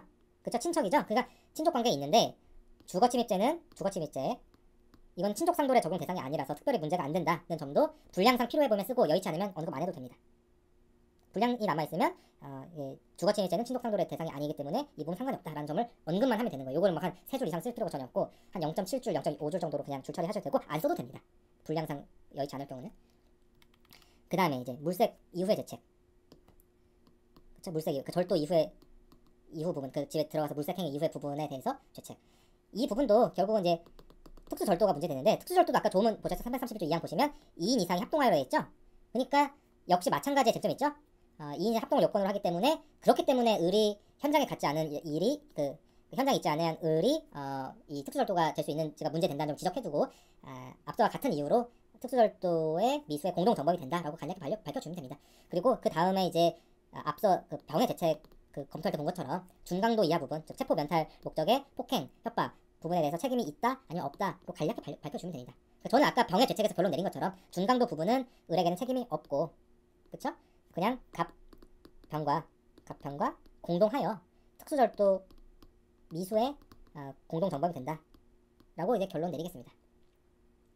그쵸? 그리고 여기서 이제 친족상돌의 메모한 부분을 떠올리면 되는 거예요. 그러니까 메모할 때 을에 대해서만 이제 친족 상돌의 문제가 있을 수 있다고 했죠. 그러니까 절도는 대표적인 친족 상돌의 대상 범죄죠. 그러니까 아시죠? 뭐 그거는 중학생들도 아는 겁니다. 그 제3범죄 중 상당수는 이제 친족 상돌의 대상입니다. 형법 344조. 형법 344조 보시면 조문 보시면 329조 내지 332조 절도 뭐 야주자 이런 것들이 있어요. 이런 죄에 대해서 328조 규정이 준용한다. 328조가 바로 그 친족 상돌에 대한 조항이죠. 그렇죠? 1항 가까운 친척은 피해자가 가까운 친척이면 이제 형을 면제하고 먼 친척 그 외의 친족 그 먼 친척은 피해자랑 범인이랑 먼 친척은 그 친고죄다라고 써 있는 거죠. 그리고 신분관계 없는 공범에 대해서는 이거 적용 안 한다. 그러니까 신분관계 있는 사람만 이게 적용되고 신분관계가 이제 가까운 친족은 이제 형 면제 그리고 먼 친척은 친고죄라는 거예요. 근데 을은 외삼촌이니까 을은 이제 A의 외삼촌이라고 돼 있죠. 문제 보시면 을은 외삼촌이에요. 그러니까 먼 친척이죠. 반계혈족이죠. 반계혈족. 그렇죠?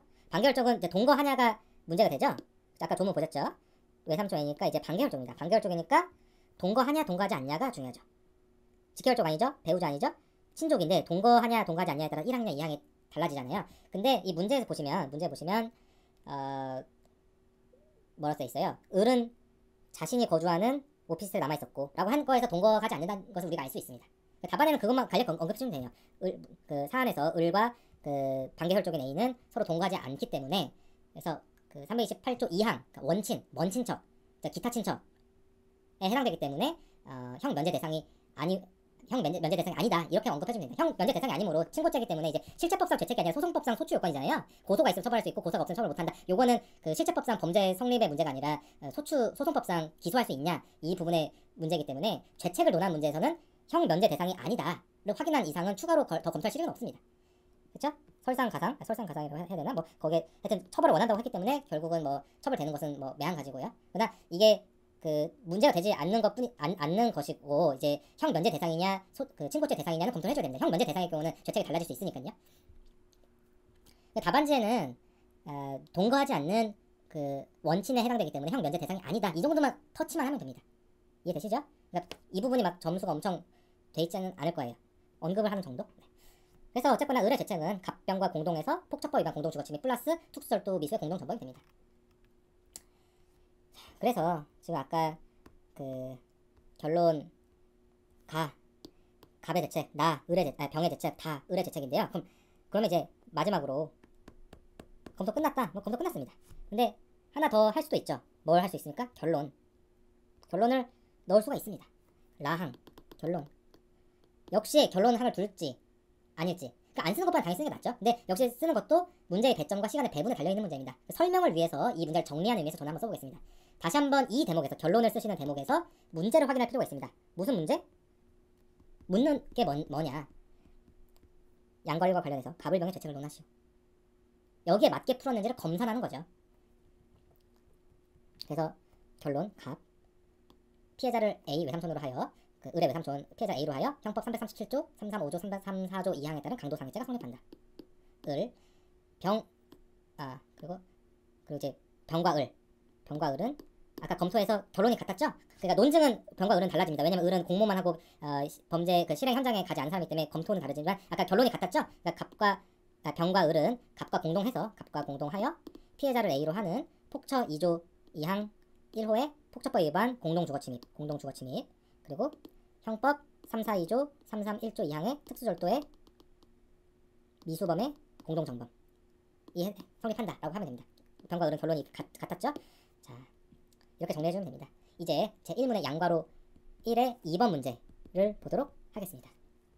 지금 여기까지 한 거예요. 이제는 이 부분을 하겠습니다.